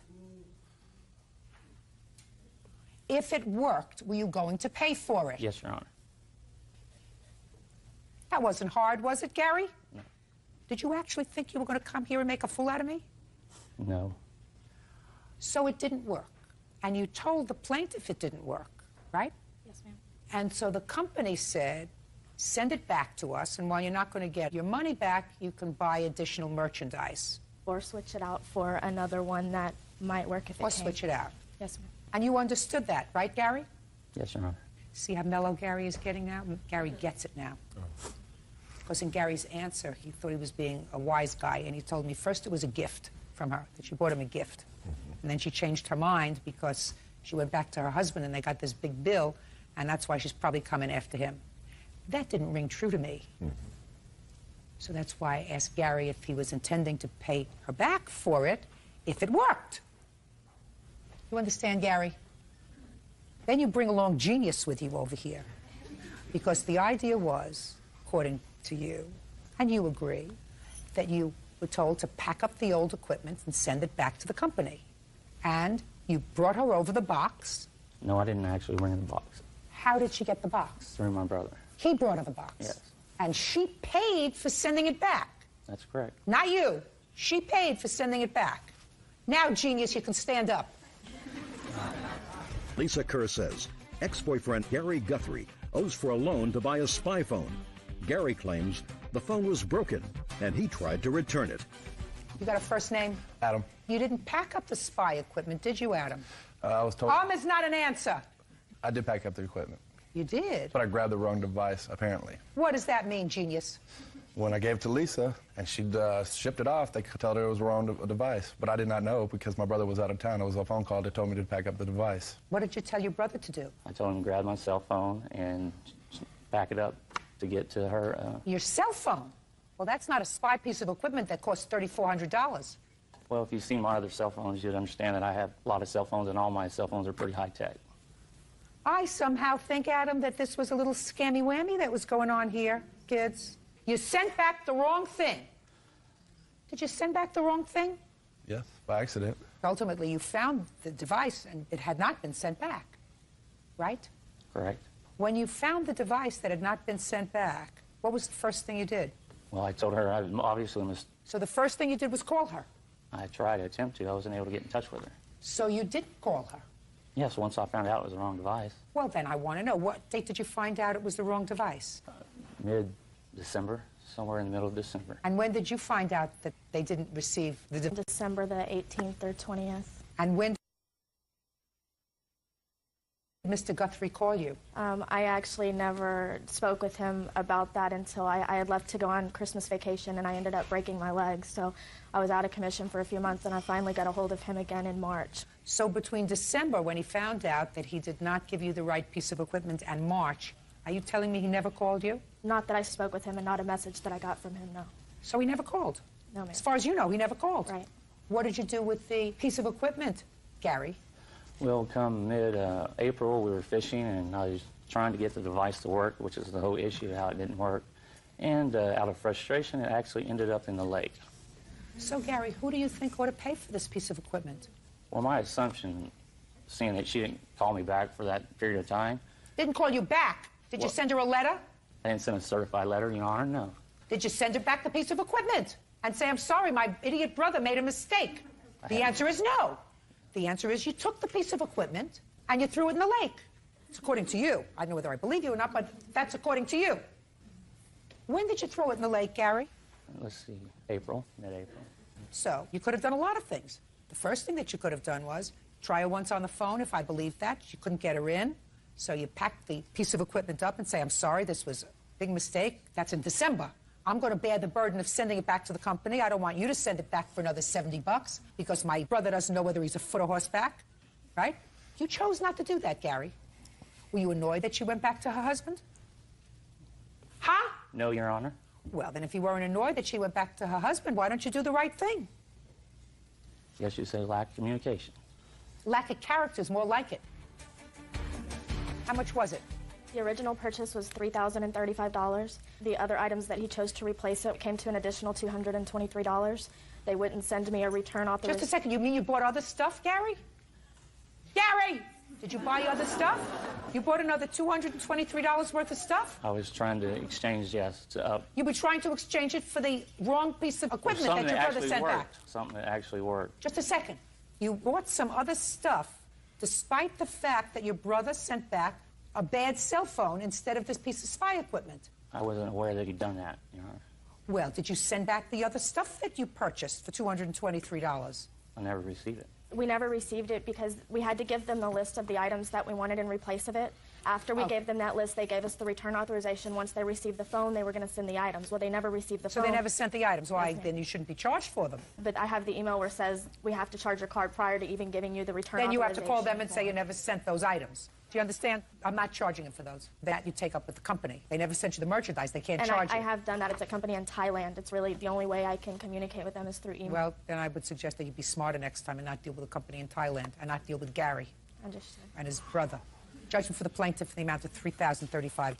Now, this is case number 275 on account in the matter of Glenn versus Chavez. As far as been Thank sworn you. in, you're welcome. You may be seated. Is this your son? Yes, ma'am. Would you ask the young man to wait outside until we're ready for him? Sure. If ever.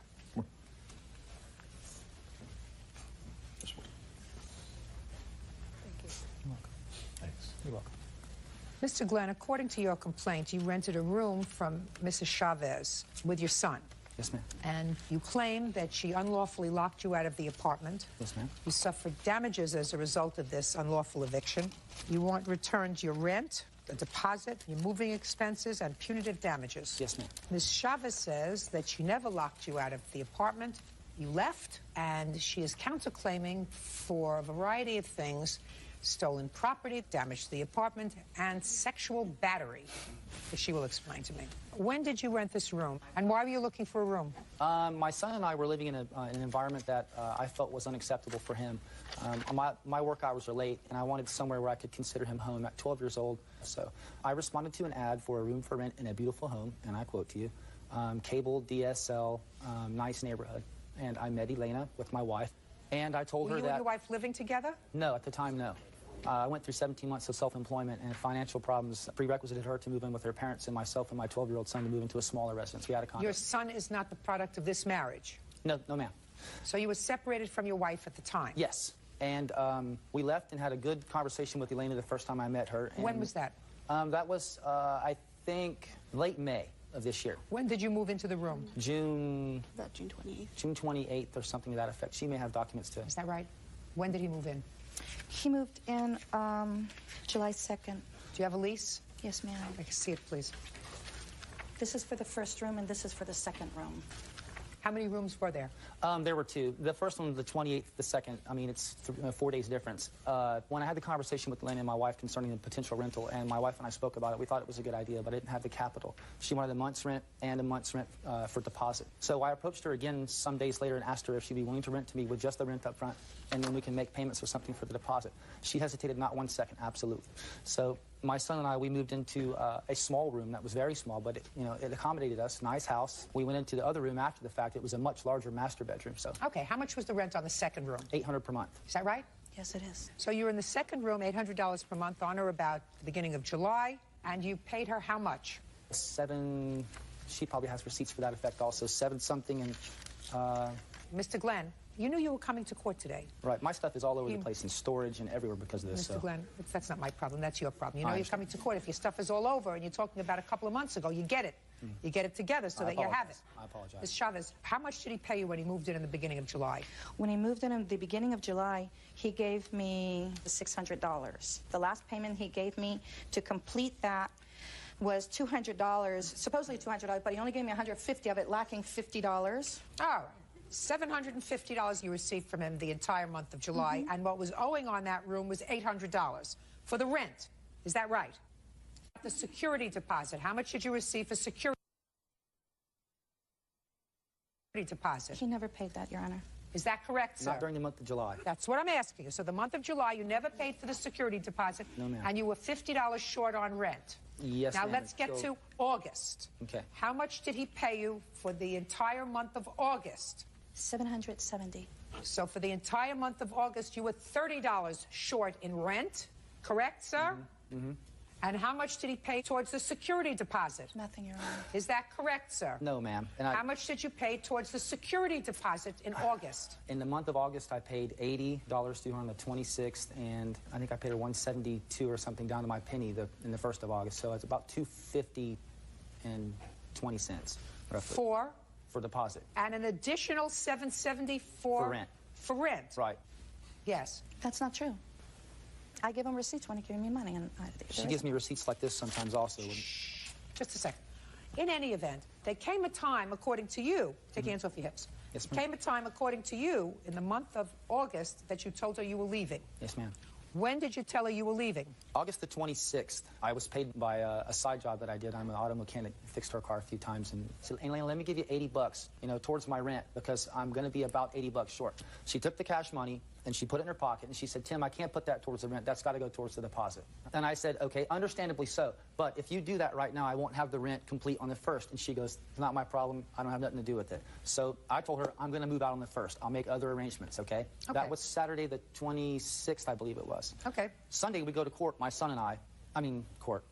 We went to church, and when we walked out of church, I turned my cell phone on, and I received a voicemail from Elena, and I can't quote you exactly, but the gist of the thing was, I've been crunching some numbers, and you owe me $290 right now, she told me, and until I get that money, you will not get back in the house, and you will have to take me to court for your property.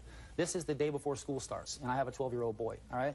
So I called her based on that voicemail, and I said, do you want to call the sheriff, or do you want me to call the sheriff, because I've paid you all the rent for this month. I gave her $80. Well, you hadn't. You were still shy. But she is still required to go to court to evict you. So she says, okay, you know what? You call him if you want to. So I call the sheriff. 40 minutes later, they show up. I take my cell phone out. I play the voicemail for the sheriff. She said in the voicemail, until you pay me the money, you're not getting your stuff. The sheriff said, I can't touch this. But if you want to go knock on the door, I'll stand there to effect the peace, okay? So I approach the door and I knock very lightly. Okay, there are people there, and Justin's mom was there also. He's one of the witnesses for her. And no one answers the door. The sheriff then decides to knock on the door herself, somewhat louder, okay? We know we've gotten attention at this point. No one will answer the door. Then the sheriff decides to take the flashlight. Knock, knock, knock. She's getting angry, the female deputy, all right? We see Elena through the door window go upstairs quickly, and she won't answer. Sometime later, Elena comes to the window and says, who is it that's knocking at my door? And she said, this is the sheriff's department, ma'am, I need to speak to you. And she said, go ahead. And she said, I need you to come to the door. And she goes, I'm not going to open the door for him. And she said, why not? And she said, because he owes me money. And the sheriff's department said, do you have an eviction papers? Do you have anything like that you can show me? And she goes, no, but he owes me money and I'm not letting him in until he pays. Justin's mom comes to the door to come outside of the house, and she walks out. When she does, the deputy puts her foot in the front door. And Elena tried to close the door on the deputy. And the deputy said, I'm not having that. And she bowled her way into the house. I think you'll get a chance. Do you think I need help? I'm sorry. You have to understand what I've been through. I apologize. Judge Judy continues in a moment. He proceeded to... Landlord Elena Chavez owes for an illegal eviction.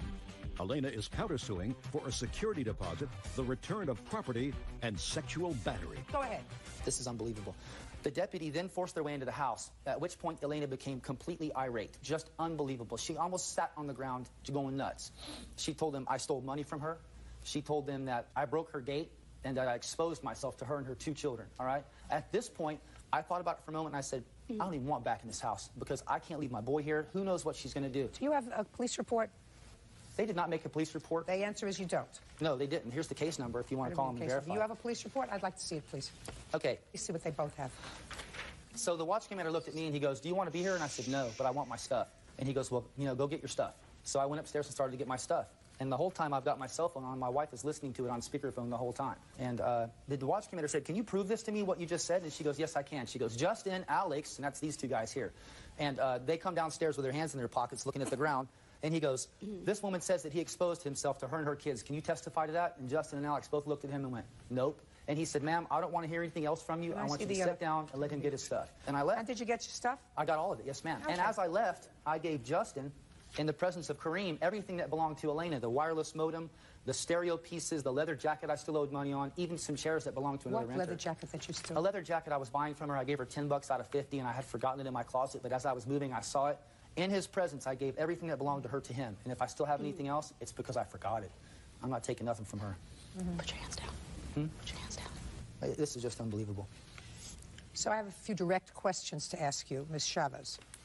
Did you leave a message on Mr. Glenn's cell phone on or about the 26th of August? No, it was on the 28th, Sunday 28th. And what did you say in the message on his cell phone? That he needed to pay at least the $290 and that I wasn't going to open the door. He doesn't have keys because he lost them. And I told him, I'm tired of being your door person. He's broken my gate, trying to get over the gate to get into the house. What, and I told him, I asked you what you said that he needed to pay that to get in the house and that I wasn't going to open the door if he wanted to come in. Listen to me. You cannot do that. You cannot lock him out.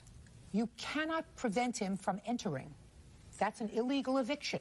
You cannot do that. I wasn't doing yes, you were. Ms. Chavez, you absolutely were. I didn't change the locks. I don't care whether you changed the locks. Listen to me. I read the police. If he went and got his keys, he could have come in. I'm speaking. You were home when the police came to your door. Yes, I was. You refused initially to open the door for the police. For him. The police had to open. Miss Chavez! You refused to open the door for the police. You cannot do that. Now, when the police finally were able to gain entrance to your house and speak to you, what was the first thing that you said to them? I said I would let her in, but not him. And she said, fine, I just want to come in. So she came in, and we started talking. And she asked me what was going on, and I explained it to her. The first thing that you told the police officer, letting him in your house. Because he owed money, and I was trying to make an attempt to get him to pay some of it. Okay. Now we're going to get to your counterclaim. Take your hands out of your pockets. Yes, ma'am, I'm sorry. Your counterclaim is that A, he owes you for rent. B, he stole property from your house. You were unclear in your answer as to what property he stole. Do you want to tell me now? Yes, he took with him 2 towels, a rug, a VCR that I had loaned him. He never returned it. The cable transformers and the modem key that was given to him by Charter. He never returned those things. Okay. Do you have any of those things? Everything I thought was hers I gave to Justin, but I'm willing to look in my stores and see if I have the VCR still. I mean, you can buy a brand new 4-head stereo VCR for $20 at Walmart, right? I got it. I got it. Okay, so that's a lot of baloney. It sounded like a lot of baloney to me because it wasn't even listed in your answer. But what you want the most for is you claim a sexual battery. Yes. You want to tell me about that, Ms. Chavez? Timothy Glenn claims he was illegally evicted by former landlord Elena Chavez. Elena claims Timothy committed lewd acts. Now, you claim a sexual battery. Yes. Go ahead. The first time it happened was about the 3rd week of July. We were in the kitchen, my roommates, Alex, Justin, and we were proceeding to have lunch. Everybody fixes their own thing. And he came in, and he's very, happy, smiley guy. And he started talking about how easy it is for him to get women. And he proceeded to move his hips left to right with such force that his genitalia made slapping sounds, and he laughed about it. Oh, my. And I was like, totally grossed out, and I told him that it wasn't funny because he was laughing. He thinks it's funny. What else, Ms. Chavez? And other occasions he's done it before. He's Ms. Chavez, you know you're full of baloney. Yeah. I'm not. Hey, quiet. You want to go to the theater? Go to a movie. It's a court. He did this. Okay? Listen to me.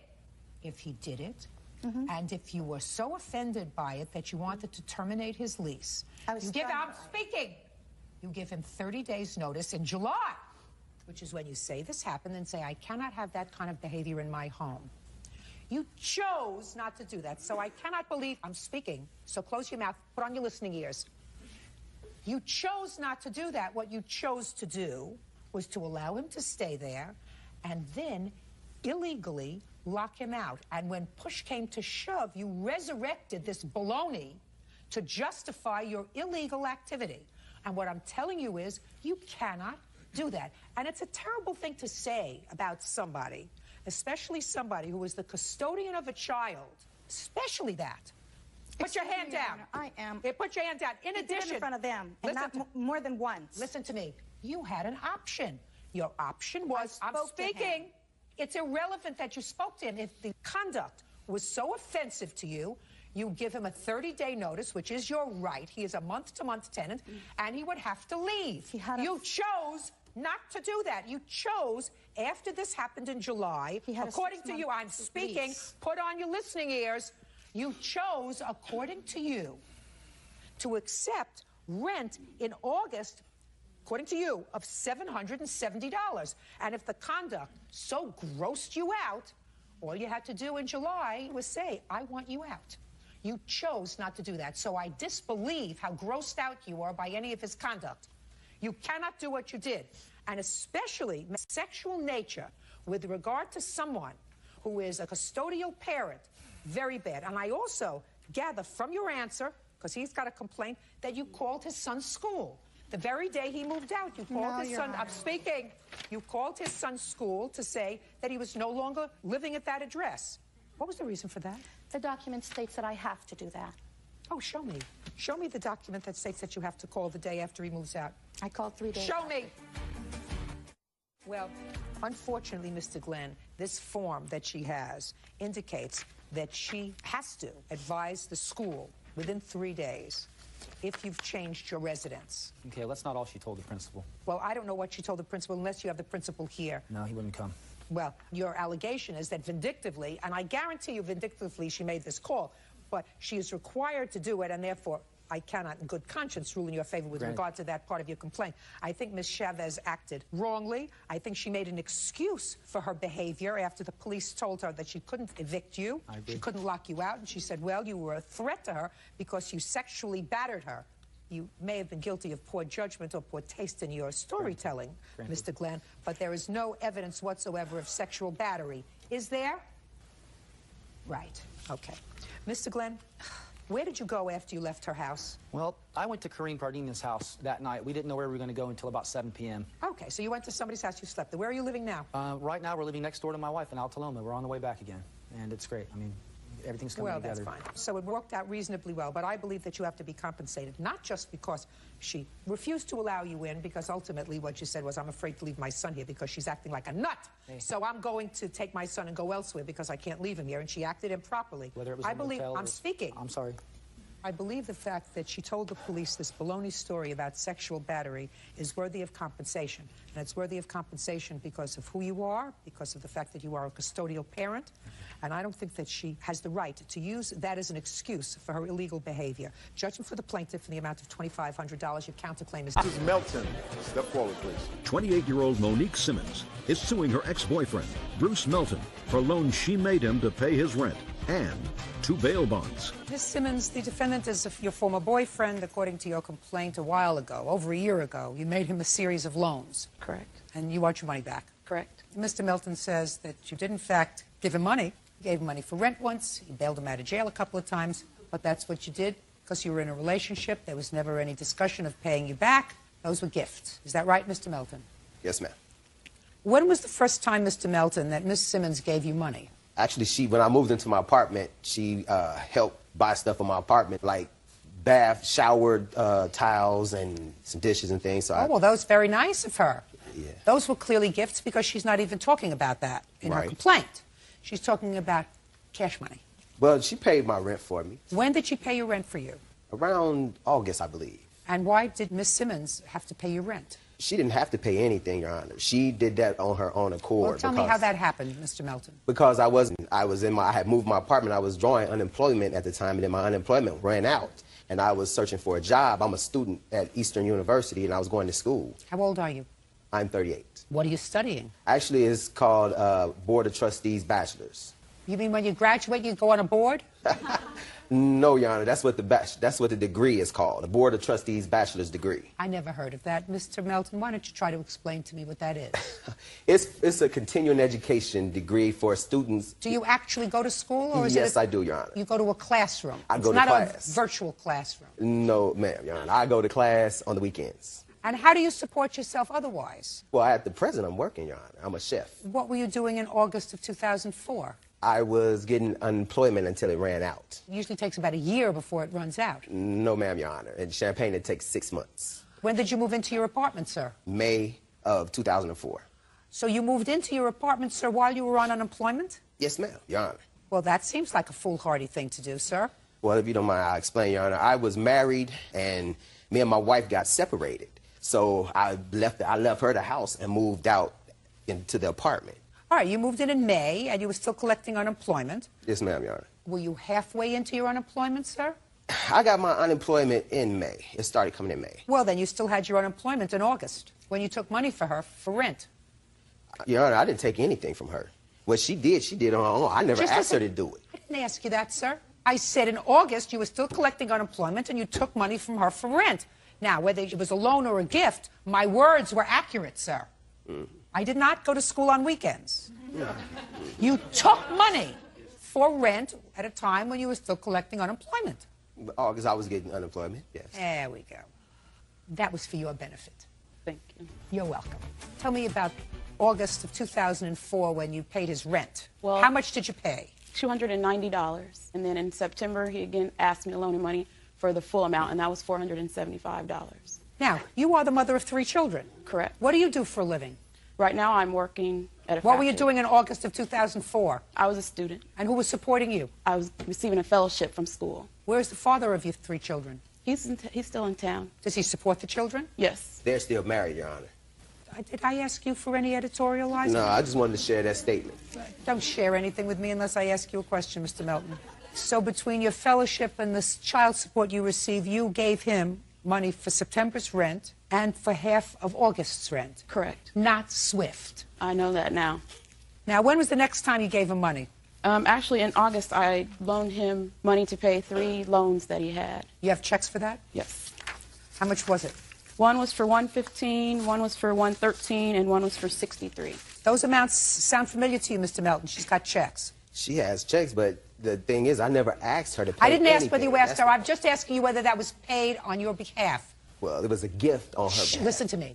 I didn't ask you that. Okay. Was the money paid on your behalf? Yes, Your Honor. All right. Now, you're divorced? Yes, I am, Your Honor. You weren't divorced in August of 2004. And neither was she. I didn't ask you that. Don't be a wise mouth, I'm sir. not trying to be. I apologize. Then just answer my question. Then we'll get along just fine. Okay. Yeah. I don't find you particularly attractive, sir. Maybe she did, I don't. Okay. You get it. I hear you, Your Honor. Good. This is not going to be a happy time for you, Mr. Melton. I suggest that you stop laughing. How many children do you have? I have 3, Your Honor. Now, do you give them any money? Yes, I do, Your Honor. How much money do you give them? Well, I Well have is to pay not an child answer. support now, Your Honor, and it's What? $365 a month. Do you pay it? Yes, I do. No. You don't pay it, Mr. Melton. But let's suppose you did pay it. Let's say you did pay it.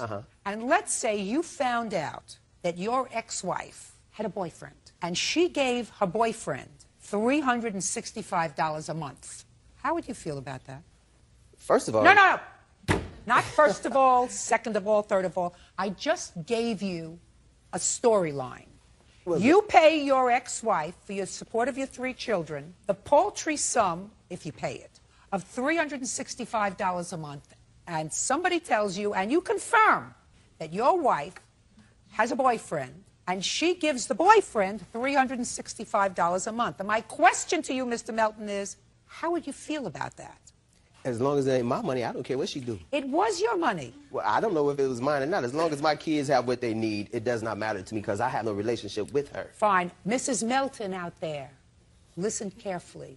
You can do whatever you want with Mr. Melton's money. She knows that. He doesn't care because he probably doesn't pay you. But when he starts paying you, you can do whatever you want with the money. Now, you get a financial aid check, sir? Yes, I do. You're 38 years old. Yes, I am. And you're going to be a trustee when you grow up, is that right? I'm going to be a trustee. I'm going to be on the board of trustees. Now, you paid bail for him. What kind of charge? DUI and driving under revoked license. And what month was that in?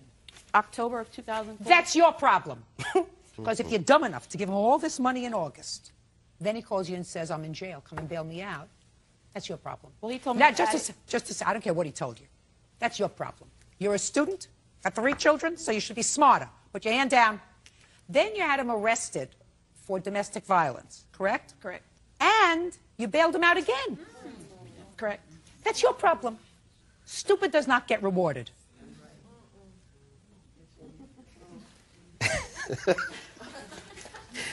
I just need to say one thing, Your Honor, if it's possible.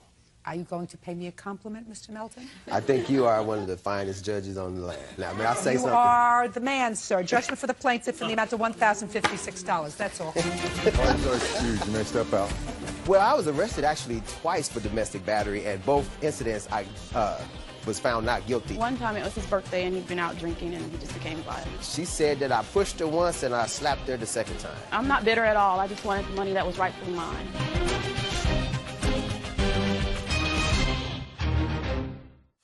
Okay. Yes. Okay.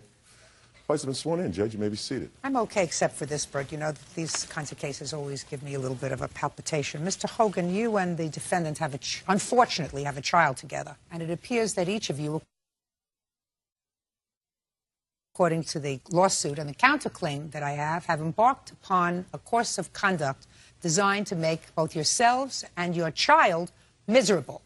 That be a fair statement? Yes, ma'am. The lawsuit involves allegations of false charges, both criminal and charges to the Child Protective Services that each of you made against the other, each of you claiming that these charges were false and causing pain, suffering, aggravation, etc., for which you wish to be compensated. How long of a relationship did you have with each other, Mr. Hogan? Almost 5 years. And when during the did you decide to have a child? Second year. Was this a decision that you made with some thought, or was it an accident? It happened. It happened. The weather happens. You're supposed to use a little bit of judgment when you have a child. Do you have other children? Yes, ma'am. How many? 2. Who do they live with? Their mother. Were you married to their mother? Yes, ma'am. For how long? 10 years. Do you see those children? Yes, ma'am. Good. So it sounds as if that's going okay. Yes, ma'am. I mean, is it, or are you just Yes. giving me a yes, ma'am, and no, ma'am? Otherwise, it's going to get very boring, Mr. Hogan. Everything's going great, yeah. Now, this child that you have with Miss Smith is 4? Soon will be. Boy or a girl? Boy. I gather from reading these papers that each of you wants custody of this little boy. Yes. Is that right? Yes, ma'am. How often do you see the boy? I haven't seen him in a month. Why not? Because of his drug use. Mr. Hogan, have you submitted to drug test? Yes, ma'am. Where? Probation officer. What are you on probation for? Drugs. Drugs. Yes, ma'am. When was the last time you were incarcerated for drugs? June. June of this past year? Yes, ma'am. You ever been arrested for drugs? No, ma'am. You use drugs? No, ma'am. You have no objection to being drug tested? No, ma'am. Mr. Hogan, you have any concrete information that Miss Smith uses drugs? No concrete, no, ma'am. Then I'm going to tell you, Mr. Hogan, the likelihood of you getting custody of your son is slim to none. But that doesn't mean that you shouldn't visit him if you're drug-free. You understand that? That's correct. Because you made a baby together. If you made a poor choice, his drug use wasn't a surprise to you, right? Yes, it was. Starting when? When I kicked him out of my house in June. You mean you didn't know before June that he was using drugs? Not intravenously. I don't care whether he was breathing it, snorting it, taking it by mouth, whatever it was. What difference does it make if he's shooting himself up or if he's snorting something? Nothing. You picked him, and you have to see to it that the boy has a relationship with him, but the boy has to be safe. Now, Mr. Hogan, I'm going to hear your lawsuit, and I'm going to tell you that you're going to have a couple of minutes to explain to me why you believe that I should award you $3,000 for unpaid rent and false charges that Miss Smith filed against you. Go. I've tried for a long time to make our relationship work, and I love my child, and I took care of my child. And 4 times she's left and begged to come. At one time I had the child. I had physical custody of the child, and a protective order against her. And then the courts returned him to his mother. No, ma'am. She took him and then went to court. That's right. Well, it's still no custody order. Well, somebody better get custody. I'm in the process of doing that. Mr. Hogan, is what you want to be able to resolve this matter with Miss Smith so that you stop torturing each other? Yes. The reason I did this is because I've put my heart and soul into our relationship and tried to have a family, and she keeps bugging out. And well, Mr. Hogan, you have to understand, if you started to seriously abuse drugs, and whenever you take illegal drugs, to me that's a serious abuse, especially if you're living with somebody and involved in a relationship with as a child, that's not really trying to make a relationship work. A relationship cannot flourish when one of the parties is using drugs, Mr. Hogan. Period. Cannot. Impossible. Because drugs take hold of you and it becomes more important than anything else. How long have you been abusing drugs? Up until June. As a teenager. As a teenager? Yes. Well, then, Mr. Hogan, you understand the grip that drugs has on people. Yes, ma'am. And I understand that you want to see this boy, but you have to be realistic. Custody is not something that's going to happen quickly, if at all, because if he's safe with his mother, nobody's going to take a chance on somebody who's a recovering drug addict, at least for a while. But if what he wants is a relationship with him, you really have to try to work that out. That's fine. I just need something to state that he is clean while my child is in his custody. How often are you drug tested by a probation officer, Mr. Once Hogan? a month. And how many months have you been clean? Since June. You know anything to the contrary? Yes, ma'am. I had a 50B, which is a protective order for him to stay away from my child and I. I had temporary custody of my child, and he had visitations, which was every other weekend, from 6 o'clock Friday night, 6 o'clock Sunday evening. The last weekend, January 1st, he brings Tristan home at 3:45. In the meantime, I look at Brian's hands, and he's got track marks on his hands. His hands are swollen. He's claiming he has to go to work on New Year's Day. That's a false statement. Well, I think, Mr. Hogan, what you're going to have to do is you're going to have a hair follicle test. And a hair follicle test is going to be able to determine when and how long ago and in what quantity you used drugs. That's going to make her more comfortable. Are you ready to do that?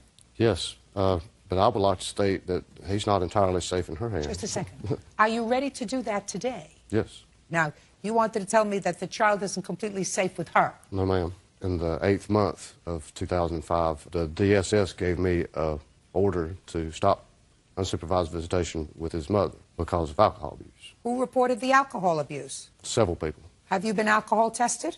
Yes, ma'am. You prepared to be randomly tested for the next 2 months, twice a week? Yes, ma'am. He has some basis for saying that you drink a little too much. I know he does. And you know he does, right? Mm-hmm. Making a baby is easy. Being a mother is more difficult. That means that if your son, who's 3 years old, gets up in the middle of the night because he's got a stomach ache, because he's got a fever, his mother shouldn't be blacked out somewhere on a couch because she had a little too much to drink. Right. Well, we're going to make arrangements for you, Mr. Hogan, to have that hair follicle test. If the drug test that you're going to have done shows that you haven't used drugs in the last 10 months, I'm sure that the court will take that into consideration when fixing an order of visitation to make it unsupervised. If, however, the drug test shows that you have used drugs since June, 2 things are going to happen. A, your probation is going to be violated. You're going back to jail. What's your sentence that's hanging over your head? 120 days, I think. It's going to get unsupervised visitation with the child. So if you had a misstep in January or in December, I would suggest that you come clean. Do you understand? Because once you have the drug test, it's in black and white, and it's going to your probation officer. Now, do we still want to take a drug test? That would be fine. Let's get it. You too. Goodbye. Parties are excused. You may step out. Judge Judy continues in a motion. Brian Hogan is back in the courtroom with his decision on taking a drug test. The mother of his son, Heather Smith, has accused him of shooting drugs. All rise. This is recall of case number 486 on the calendar, the matter of Hogan versus Smith. Parties are reminded you're still under oath. You may be seated. Mr. Hogan, I'm not going to substantially and severely dress you down, but I have been advised that at this time you are declining to take the hair follicle test. Just listen to what I'm saying to you. It seems to me that you legitimately would like to be a parent to this new baby and to your other 2 children. But according to you, you've had a lifelong drug habit. And the fact that you've declined to take this drug test now suggests to me that you still need some help, sir. I cannot urge you in any stronger terms that the time to get the help was yesterday. And if that means that you have to check yourself into a long-term program to finally put your life in order, it's the time to do it. Otherwise, you're going to be dead. How old are you? 40. You want to be dead by the time you're 45? That's what happens. Don't be stupid. You have 3 children. You say you see your 2 older children regularly. I don't know whether you do or you don't. Certainly somebody who has an extensive drug history isn't the kind of parent that these children deserve. You still have 40 years of life, Mr. Hogan, but you're not going to be able to enjoy them if you continue to abuse drugs. Be smart. Get the help that you need. In the meantime, your case is dismissed until you're ready to come back to court. Take that drug test that you volunteered to take. Right now, since you declined to... Finch versus Valeri. Parties have been sworn. You're welcome. Parties have been sworn in. You may be seated. Ladies, have a seat. Miss Pinch, how old are you? 24. According to your complaint, you and the defendant have 2 children together. You are expecting a 3rd. You are unmarried. You live together with the defendant in an apartment in which you both signed the lease. He moved out after you got a protective order against him, and you want the following. You want him to pay for his share of the remainder of the rent on the apartment. You want him to pay half of the medical bills that you had for one of your children who was in an accident. And you want him to pay for the balance on a car that you say he promised to pay. Mr. Valeri says that you threw him out of the apartment, falsely claiming domestic violence. He says that the accident was caused by your negligence to your son because you should have been taking better care of the child. And as far as the car was concerned, the car has always been your car, and he has no intention of paying for it. He is counterclaiming because he says that you filed an order of protection against him. The allegations that you made against him were false. The order of protection was subsequently dismissed, and he wants to be compensated for his expenses with regard to that order of protection. How old are you, Mr. Valeri? 26, ma'am. And how old are your children? 3 and 1. Is there any reason why the 2 of you didn't solidify this relationship you have by getting married? I'm just always interested in this. Well, basically, we were looking to do that when I had my last son. And then, with this situation that happened, I found out I was pregnant, had the complications with my pregnancy, and at that point in time, that's when he just started seeing other people, and we had the domestic violence problems. Well, I'm talking about why you didn't get married before you had your first child. We talked about it several times, but he never had a ring for me, never had nothing. Just had a baby? Just had a baby, basically, yeah, unfortunately. You didn't do that alone? No, I did that also. You know that there are things that you can do to prevent that from happening? Yes. When did you sign this lease? That would have been February of 2005. And where were you working at the time? MRS Associates, being a bill collector. And where were you working, Mr. Valeri? I wasn't working at that time, but I got a job around July, and I was working Well, at what were J.E. you doing Berkowitz. between February and July? Stop playing with the papers. I was on parole and everything, and I just Parole currently is not a job. I know. Parole is not, as a matter of fact, when you're on parole, you're supposed to have a job. I know. I was working in between places at the time. In between what places? McDonald's. It was hard for me to find a job because What were you on parole for? I had CDS charges. CDS. Controlled dangerous substance. Sale or possession? Sales. Had you served any time in prison? Yes, 5 years. From when to when? July 2000 till February 2004, almost 2005. So where were these children conceived? I got released during a time from a program through prison. It's a halfway house, and I met her after 2 years. Got together. She got pregnant. Planned on staying together. All right. What was the rent on this apartment? $650 a month, and he was working at that time. Okay. Now, when did you have him removed from the apartment? August of '05? Yes, August of '05. Tell me what happened. I came in from work one day. At this point in time, he wasn't working. He had gotten fired for not working. I had no formula for the child. He said he had to go to a friend's house. Needless to say, hours later, he came back drinking. I went out front of our apartment, and he was on a bike at that time, and I stood in front of the bike and, asked me, why would you do this? Our son had no formula. I had to call somebody to watch the kids and find a ride to the store to get the formula. And at this point in time, he was like, oh, well, you can't control me. I said, we needed formula for our child. At that point in time, he proceeded to shove the bike forward, and I fell back into my steps and smacked my head on the steps. I got up and I told him, you're not going to put your hands on me. I'm going to call the police. And he took off on the bike. When the police came, they took the report of the incident, and Andrew did not come back until the next morning. All right. I'd like to see the report you filed.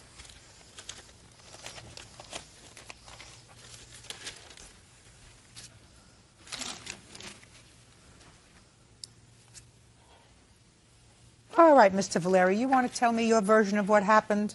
Basically, I had my cousin there. He was watching my son at the time.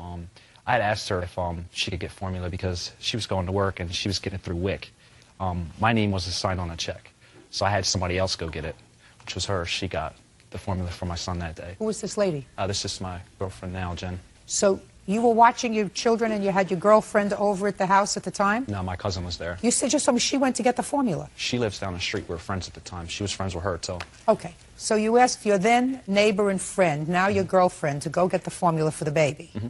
And I assume you're going to tell me you went to get the formula for the baby. Fine. And then what happened? I went out for a little bit afterwards. My cousin said he'd watch my son. Was she home when you went out? No.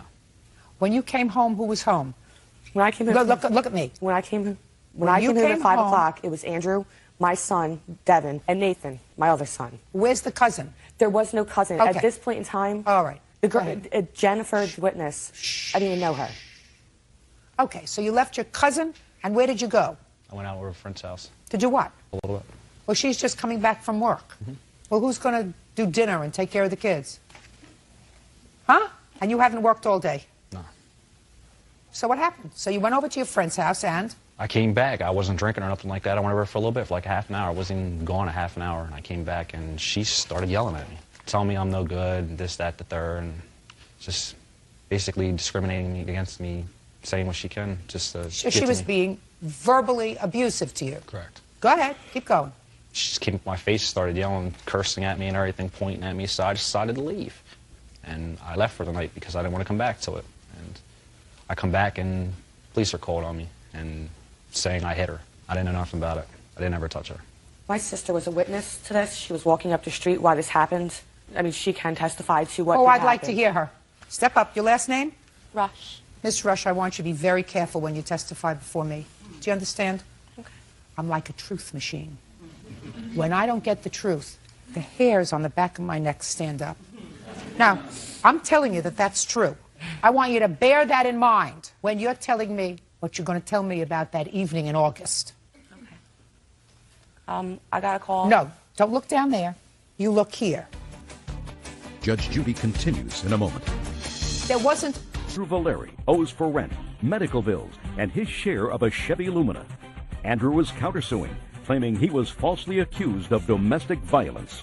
You got a call from? My sister, when she got home from work at 5. There was no cousin there. Don't tell me what there wasn't. Okay. Just tell me the conversation that you had with your sister. She called me and said that Andy just left and she needed someone to watch the kids. So what did you do? I watched the kids for her. For how long? Probably for about 45 minutes for her to go get formula. She had to find a ride. Who did she find a ride with? I don't know. Who did you find a ride with? With my neighbor, Mike. Mike what? I don't know his last name, ma'am. It was just a neighbor on the street. So what did you do? You walked over to the neighbor's house? Yeah, I walked down to the neighbor's house, and he drove me to CVS, and then he gave me a ride back. Are you at the same house now? No. When did you move out of the house? October, because I was not able to work. Just a second. October 2005, you left. Where did you go? I had to move back in with my parents. So what are you suing for half the rent for? Because I have to pay for half the rent still. I was not able to work because I got injured. Just a second. With complications Nobody with the pregnancy. Just a second. Has somebody sued you for half the rent? The landlord, I have the documentation. Has somebody sued you for half the rent? Not yet, no. All right. Well, when somebody sues you for half the rent, you come back. I can't move into a house with my children, man. I'm living in 2 rooms with my 3 kids. Listen to me very carefully. You did not pay the rent. Neither did he. Ms. Finch. All right. Thank you very much. You can sit down. I'll get back to you in a minute. Now, leaving the rent aside, because you moved out of the house, something you didn't tell me in your complaint, let us move to what happened with your son, which caused medical bills. Okay, with my son, I Look at me. was giving him a bath, and there was a When? situation at my apartment. When? The beginning of October. October, you were still living Yes, in the I was apartment? still at the apartment. I didn't leave the apartment until the very end of October. October, you're living in the apartment, and you're giving your son a bath. Is Yes. that the 3-year-old or the 1-year-old? No, that was the 5-month-old at the time. What happened? The bath ring had tipped over, and he had almost drowned. Explain to me how that happened. I had stepped out of the bathroom real quick. Just a second. It got conclusive as it was accident in the other courts, so it was an accident. It's already gotten ruled at. So with this, there's been other medical bills that have arose after that for him being sick with colds, with ear infections. What caused? That is the bills that I'm trying to get. I can't provide insurance for my kids because I can't work, because I have this pregnancy with his other child. So how am I supposed to provide my kids with medical coverage if I can't work because I have a high-risk pregnancy? I can't. So therefore, I can't take my children to the hospital. Listen, this is a very sad story you're telling me, Miss Pinch. You're telling me a very, very sad story, but the sad story doesn't translate into a contract, not a contract with regard to the rent, because you haven't been sued by the landlord. He probably is just very happy to get rid of you. And with regard to the baby, I don't care what another court ruled an accident. An accident doesn't happen to a 5-month-old baby who's taking a bath and the mother walks out of the room for a second. What caused you to leave? Look at me. What caused you to leave the room for a second? Because I was trying to get a phone so I could try to get something to help me pay my rent that I was already, and my electric bill real quick. The bathroom's connected. You could see in the bathroom from where I was going to get the phone. It was a brief moment, ma'am. 15 to 20 seconds. No, it's not right. But it was an accident. I had a misjudgment that was not good. And I mean, there's nothing I can say. So yes, that was very bad. But I did not mean it. And the problem here is that there's other bills. Stop. Let's get to the car. In whose name is this car that you wanted to pay for half of? Both of our names. Let me see. The yellow page is the original contract. The white one is the statement from Friday. Do you have the registration on the car? No. Why? Because the car was totaled. Well, why don't you tell me about it? I was on the way from home from work. There was a torrential downpour, and in order for me to get home, I had to drive through a puddle. When I went through the puddle, the vehicle had stalled. I got it towed home, and the insurance company picked it up and totaled the car out. That must have been some big puddle. It was pretty bad around Let there. me hear. Basically, they said that the engine was hydrolock. That's a process where water gets sucked into the engine and ruins the pistons and valves and everything. Did you sign, Mr. Valeri? Correct. On this Yes. loan?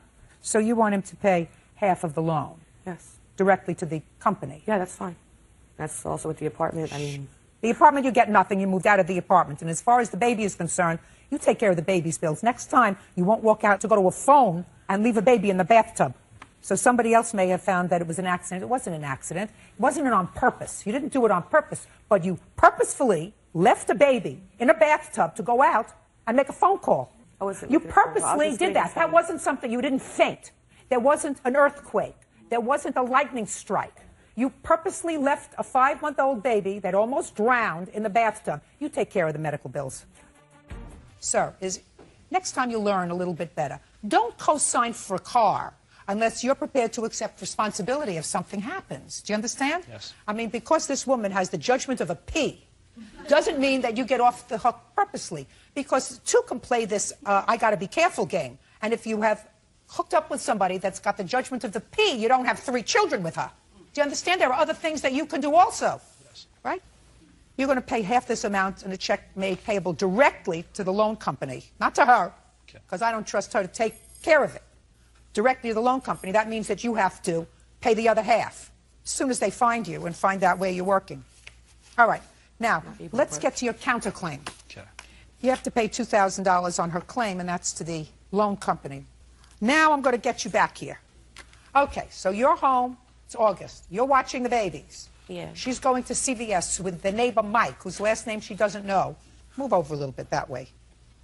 Go ahead. After that, I left again when she got home. And probably later on that night, about 8 o'clock or so, I was coming back because I off and on stayed there. And when I was walking back, all I saw was Andy on the bike with like his back towards me. And Tiffany was straddling the front of the wheels with her hands on the handlebar. And I just saw him push the bike forward, like as if he was trying to, get her off. And she fell like towards the side onto the steps. And then he rode off on the bike. So your sister was holding him as a prisoner by putting her hands on the bike and straddling the front wheel so he couldn't move. I wouldn't say holding her as a, yes. as a prisoner. Oh, yes. That was her intention, preventing him from moving, according to you. After being gone for 3 hours and leaving her with the kids. They're her kids. She just wanted her to... Who was supposed to take care of them? Mary Poppins? Maybe their father for once. I mean, I had to babysit those kids all the time while she was at work, while he left and went and ran and drank and did drugs with his friends. She picked them. Sit down. Ma'am. Yeah. I was not holding the handlebar. I was standing there and I was talking to him. I was not holding it. Listen to me. Said, this is what she saw. You were the front wheel of the bike and holding on to the handlebars. And she saw him from the rear. Your witness, and she's not mad like you are outside. Your witness said he was trying to get you off. And he did. He started to move the bike forward, and you fell off and hit your head. That's what she said. But he's saying the situation didn't even happen. He's saying that it never even happened. happened. Listen to me. And listen he has to me. other prior assault history here. I don't care. Do you even know how many assaults he has? Listen to me very carefully. You picked him. Not only did you pick him, you picked him to father 3 children. Not one. He was a good guy. That not was good 2, to be there for his but children. 3. I'm going to get on your counterclaim. What you're requesting, $2,000. That's exactly what he owes on the car. The 2 of you deserve each other. I am convinced that the 2 of you found each other, that there is somebody up there watching and said, these 2 people really deserve each other. The only people that don't deserve the 2 of you are your 3 children. You better start acting responsibly. You are not acting responsibly, madam. I take care of my children, and I have since day one. No, you didn't take care of your 5-month-old. He almost died. And you know what? They're perfectly fine and well taken care of. I'm the only one supporting him. He hasn't even paid his child support. He's $700 behind in his child support. $50 a week. Miss Pinch, is that much to ask for to take care of your Miss kids? Pinch, it is nothing to take care of your children. No, it is nothing. I love my $50 children. a week. Listen to me. And there could be nothing better Don't than my speak children. over me. $50 a week is nothing to take care of 3 children. But I would think twice about having 3 children with a man who just came out of a 5-year prison term for selling drugs. I would think twice before I hopped in the sack with them and made 3 babies. That's something that you did. You think sometimes people can better themselves. You give people a chance, unfortunately. Well, maybe so, but after you got together with him, Miss Finch, you said to me he was in and out of work, so after you had your first baby that may have been a mistake, you went and you had 2 more. Goodbye, folks. You and Mr. Spain live together and have 2 children together. Yes, ma'am. And you are no longer a couple. Yes, ma'am. No, we're despite the fact that you both appear today as plaintiffs. My understanding of this rather complex case is that when you and Mr. Spain separated, Mr. Spain began a relationship with the defendant, Miss Bailey. And he, in fact, moved in with her. According to you, you tried to maintain a civil relationship with both of them, with Mr. Spain for the benefit of the children, and for Miss Bailey just because. But Miss Bailey was not happy with you for some reason, and it is your claim that she vandalized your car. Is that right? Yes, ma'am. And you are suing her as a co-plaintiff with Mr. Spain, who says that Miss Bailey kept some of his personal property when he moved out of the house because they are no longer together. Miss Bailey says that she did nothing to your car. It's actually you who harassed her, you and Mr. Spain. That it was Mr. Spain who damaged your car. Correct. And that you slashed her tires, You caused her to lose her job. And she wants from you, Mr. Spain, rent for the time that you were living with her. She has a counterclaim. All right. Let's try to put some dates to these facts. Mr. Spain, when did you and Miss Johnson live together? About 2000 and... Maybe I'll ask Miss Johnson. We moved in, it was about July 2003. And how old are your children? My son is 2 and my daughter is 4. And when did Mr. Spain move out? He moved out November 23rd, 2004. Why? Because of our differences. It wasn't working out. When did you move in with Miss Bailey? About the 26th. Of what? Of November. You knew her from before? Yes. From where? School. How come you moved in with Miss Bailey? Because she had asked me to move in with her. I mean, did you rent a room from her, or were you living together as a couple? Living together as a couple. So that while you were with Miss Johnson, you were also... No. She 3 days, sir, you were in somebody else's house. She had called me on the phone talking to her. Yeah. When I came home from work, he was on the phone talking to her. On the 23rd of November? Yes, ma'am. So then he moved out and he was living with Miss Bailey. How long did you stay with Miss Bailey, Mr. Spain? About a month and a half. Is that right, Miss Bailey? He moved in November 23rd. He was arrested January the 4th, so that's the last time he lived with me. When he got out of jail. What were you arrested for? Home invasion. Burglary? Nah. What? Well, no, he kicked in the door. Kicked in her door. Yeah, he kicked in my door. You kicked in her door? Where his kids lay their heads at night. Shh. What you kicking her door for? Just jealous, and I was really upset what was going on when I was living with her. Well, so you were annoyed with Miss Bailey, so you kicked in Miss Johnson's door? Yes. It's very logical. Getting too old for this job. All right, Miss Johnson, tell me about the vandalism of your car. When did that happen? December the 16th. And you were still living with Miss Bailey, is that right, Mr. Spain? Yes. In between the time that they were together, it's been harassing phone calls. I mean, he would call, he would get me upset, he would get me upset, just arguing over our relationship, whatever. Then she would call, and she would play on the phone, repeatedly call, left threatening messages on my voicemail, and I just got, I mean, of course I've defended myself in the argument too, but I guess she got real upset to the point where she wants to come over to my house, and she'd scratch the car. Well, I want to know, were you home when she scratched the car? Yeah, I was home, but I was asleep. It happened overnight. So you didn't see her scratch the car? No, I didn't see her scratch the car, but I do have a witness with me. Really? Yes, ma'am. I'd like to hear that witness. Tell me your name, please. Monica Dykes. Dykes, did you see on December 16th somebody vandalize Miss Johnson's car? No, I wasn't with her at the time, but I was at her house. I was spending the night at her house, and she was supposed to go get me something to eat. And Who was? Mrs. Bailey. She didn't come back with my food, and I asked her why, and she said because she came in the house with a box cutter, and she said that she had scratched Miss Johnson's car. Well, how do you know Miss Bailey? They were going together. This is my brother. When she came home, she just took out the box cutter and told you? What did she do? No, she had the box cutter in her hand. Walked in the door with the box cutter in her hand? It was in her pocket, and she took it out. Well, tell me about that. I'm curious about that whole moment when she walked into the house with the box cutter in her pocket. When she walked into the house, I was like, well, what happened to the Burger King that you're supposed to bring back? She said, well, Burger King was closed, and I just came back from around Mrs. Johnson's house, and I scratched the car up, and I hope she come around here with some... She's lying. So what did you say to her? Nothing. I didn't say anything after that. She's lying. You didn't say, why would you do that? Well, I asked her why. She said, because she just been harassing me and all this other stuff. Did she tell you what she'd been doing to harass you? She said that Miss Johnson has been calling her house numerous of times. So they were speed dialing each other. Yeah. Thank you. All right, Miss Bailey, now I'll hear from you. Thank you so much. First of all, he moved in my home November 23rd of 2004. He moved out because he went to jail for kicking in her door. I was pregnant at the time with his kid. So when he got out of jail, I no longer wanted him in my home anymore. So while the process he's been in jail, me and Christina Stovall right here took all of his belongings. I'm not at his claim yet, Miss Bailey. Oh, okay, well, where are we at? I'm keying her car. Oh, okay. This is the night that he got arrested. He came over to my house bragging about keying her car in as well as kicking her door in. Why would I key her car? He kicked the key. I mean, he keyed the car in and kicked the door, and he know he did. I was there. If he's gonna kick her door in, he's gonna key her car. It's lying. Whatever, you lying. Judge Judy continues in a moment. Arthur Spain Jr. claim Arthur's ex-girlfriend, Tequila Bailey, keyed Kimberly's Pontiac Grand Am. Arthur also says Tequila won't return his belongings. You have a police report? Yes, I do. I'd like to see.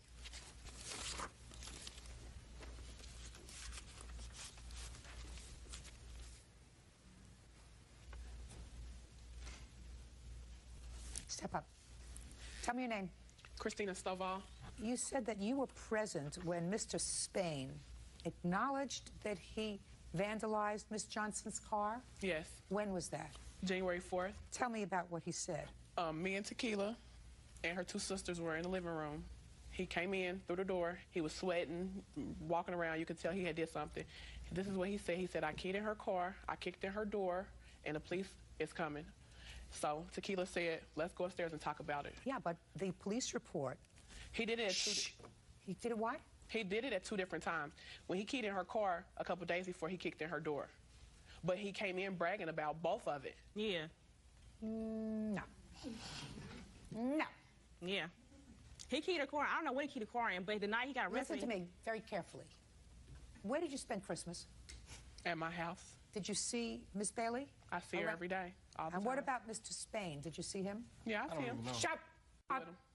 I used to go to the candy store. He knows who I am. Okay. So you know them both, and you saw them between December 16th and January 4th. Is that right? Mm-hmm. Okay. So what you're telling me is on January 4th, he acknowledged keying her car. Because he came in all nervous. All right. But the police report is from December 16th. Why in the world would he come in all nervous and hyper and confess to something that he had done on December 16th? He already confessed to me a long time ago about it. Because he was scared. He was bragging. Sit down. Okay. Good. Very good. No, I believe that he kicked in her door, but on December 16th, I believe her when she says that you went out to get her some Burger King and you came back and you keyed her car. Nah. Yeah, no. Nah. Okay, now, what stuff do you claim that you left at Miss Bailey's home? Radio, TVs, CDs, DVDs, weights. Where's all his stuff? We took 2 trips to her mom and his mom's house, and he knows and she knows. As a matter of fact, I had Matt come get the guns that was in my house. They don't have any permits for. What kind of guns? Sawed-offs. BB guns. Sawed-offs. Who is this gentleman? That's my friend. What does he have to do with this case? His weights are in her house. He helped haul He helped some of her haul my belongings stuff over over to there. her house. And we hauled it right back. I don't know what your father did with him, but we hauled it right back. a few baskets over to his house. This is when he was locked up. TV returned? No. And Everything she returned. brought me my shoes, and she brought my shoes, a box full of my shoes, and my mocha truck was in the box. What kind of television did he bring to your house? Look at me directly. Don't look at the floor. I'm looking at you. I don't know exactly what kind of television it was. It was a little black box television. Where is it? His mom's house. Me and her took 2 trips to Hallville, Indiana, to give him their stuff. But he got locked up from my house. I got a letter in my mail from my landlord saying that if they find him or anything of his in my house again, I will be in court for eviction because he was not on my lease. So I quickly took all his stuff to his mother's house, all his stuff. He knows it. She is lying. Now, Miss Bailey, what I want you to do is I want you to tell me about your counterclaim. You think that Mr. Spain should pay you for rent? Yes. What kind of contract did you have with him for your We didn't rent? have anything written down, signed, because when you're supposedly having a relationship, you don't do that. But we had verbal. You're going to pay half on everything. You're not going to stay in my house and lay up and sleep, and not pay nothing on anything. Miss Bailey. Yes, ma'am. We live in a civilized society. So I want you to leave your gutter language outside. I can do that. That's fine.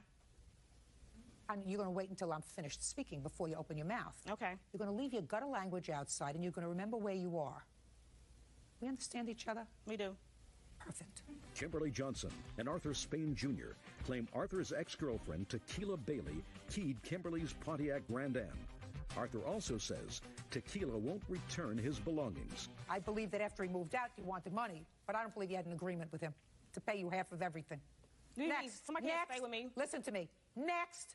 First of all, my tires were slashed. I couldn't get to work. I had to call in to get my car fixed. Second of all, they're playing on my phone. He's coming to my job, my new job and my old job, harassing on me on my job. Well, just a second. What did he say when he came to your job? I broke up with him. He wants to be with me. He loves me. He wants to be a family. Let's make it work. I don't want to be with you. I want to be family. Go raise your 2 kids with Kimberly. Just a second. I don't understand you. What do you mean? You're talking too fast. I talk fast all the time. I know. He wants to be with me. So he came to you telling you that he wanted to be with you, he wanted to be a family. Making a scene. Yeah, making a scene at work. Wanted to be with me. And that's why you got fired. That, and I had to call in because I was pregnant with his child, and he was in jail. I couldn't work. You think that he's responsible for you? Yeah, he helped me make the baby. Yeah. What? He helped make the baby. Yeah, he's responsible. That's not a lawsuit. It is mine. It's not one that I'm going to hear. That's fine, Miss Judge Judy. It's not one that I'm going to hear. How many children do you have? I have one. Okay, so you know how babies are made, right? I do. If you don't want to have a baby, then what you do is you take precautions so that you don't have a baby. If somebody moves in with you in December and you get pregnant between December and January 4th, you're not too swift. Right. Can I see pictures of your car? Yes. Yeah, Your Honor, she scratched the whole driver's side, and she also... Can I just see the pictures of the car? My boyfriend.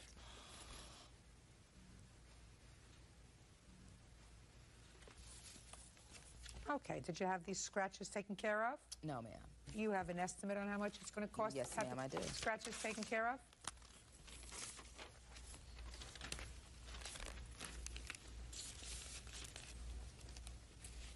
That's a reasonable estimate.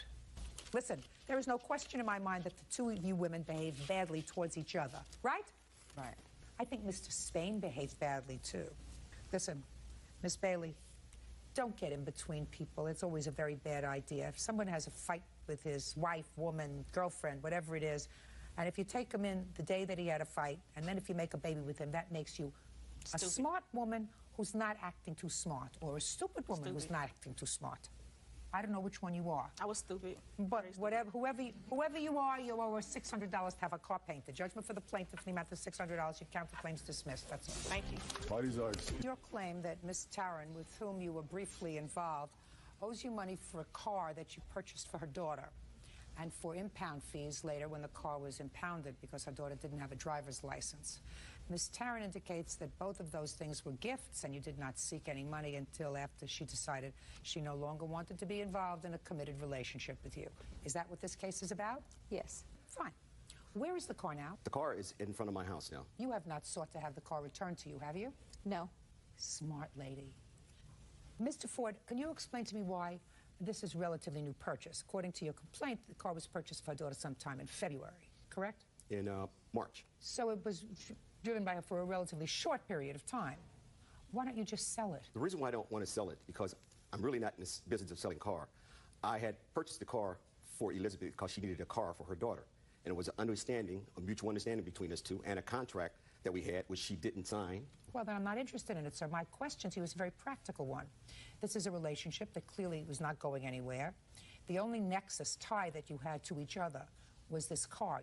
You got the car back, and I understand that you're not in the car business, but I don't know what your losses are. Well, the car was impound, and she had agreed to pay me for the impound, out of impound, and the only way that I was able to get the car out of impound was that her daughter had to have a driver's license, so they could release the car to me from out of impound. I took her daughter to get a driver's license, and she had a driver's license, and I went to pick up the car from the impound. I incurred losses there. Now, she agreed that she would pay for these losses that I had incurred. You mean for the impound fees? For the impound, yes. That's not unreasonable.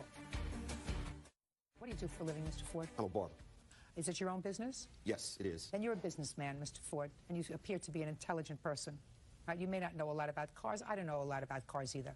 But I know that if I had a piece of property in my possession, in this case a car, and I had the title to it, which you do at this point because she signed it over to you, before I would bring her to court, I would put an ad in the paper, a sign in the window, and I would say I want to sell this car and see what I get for it.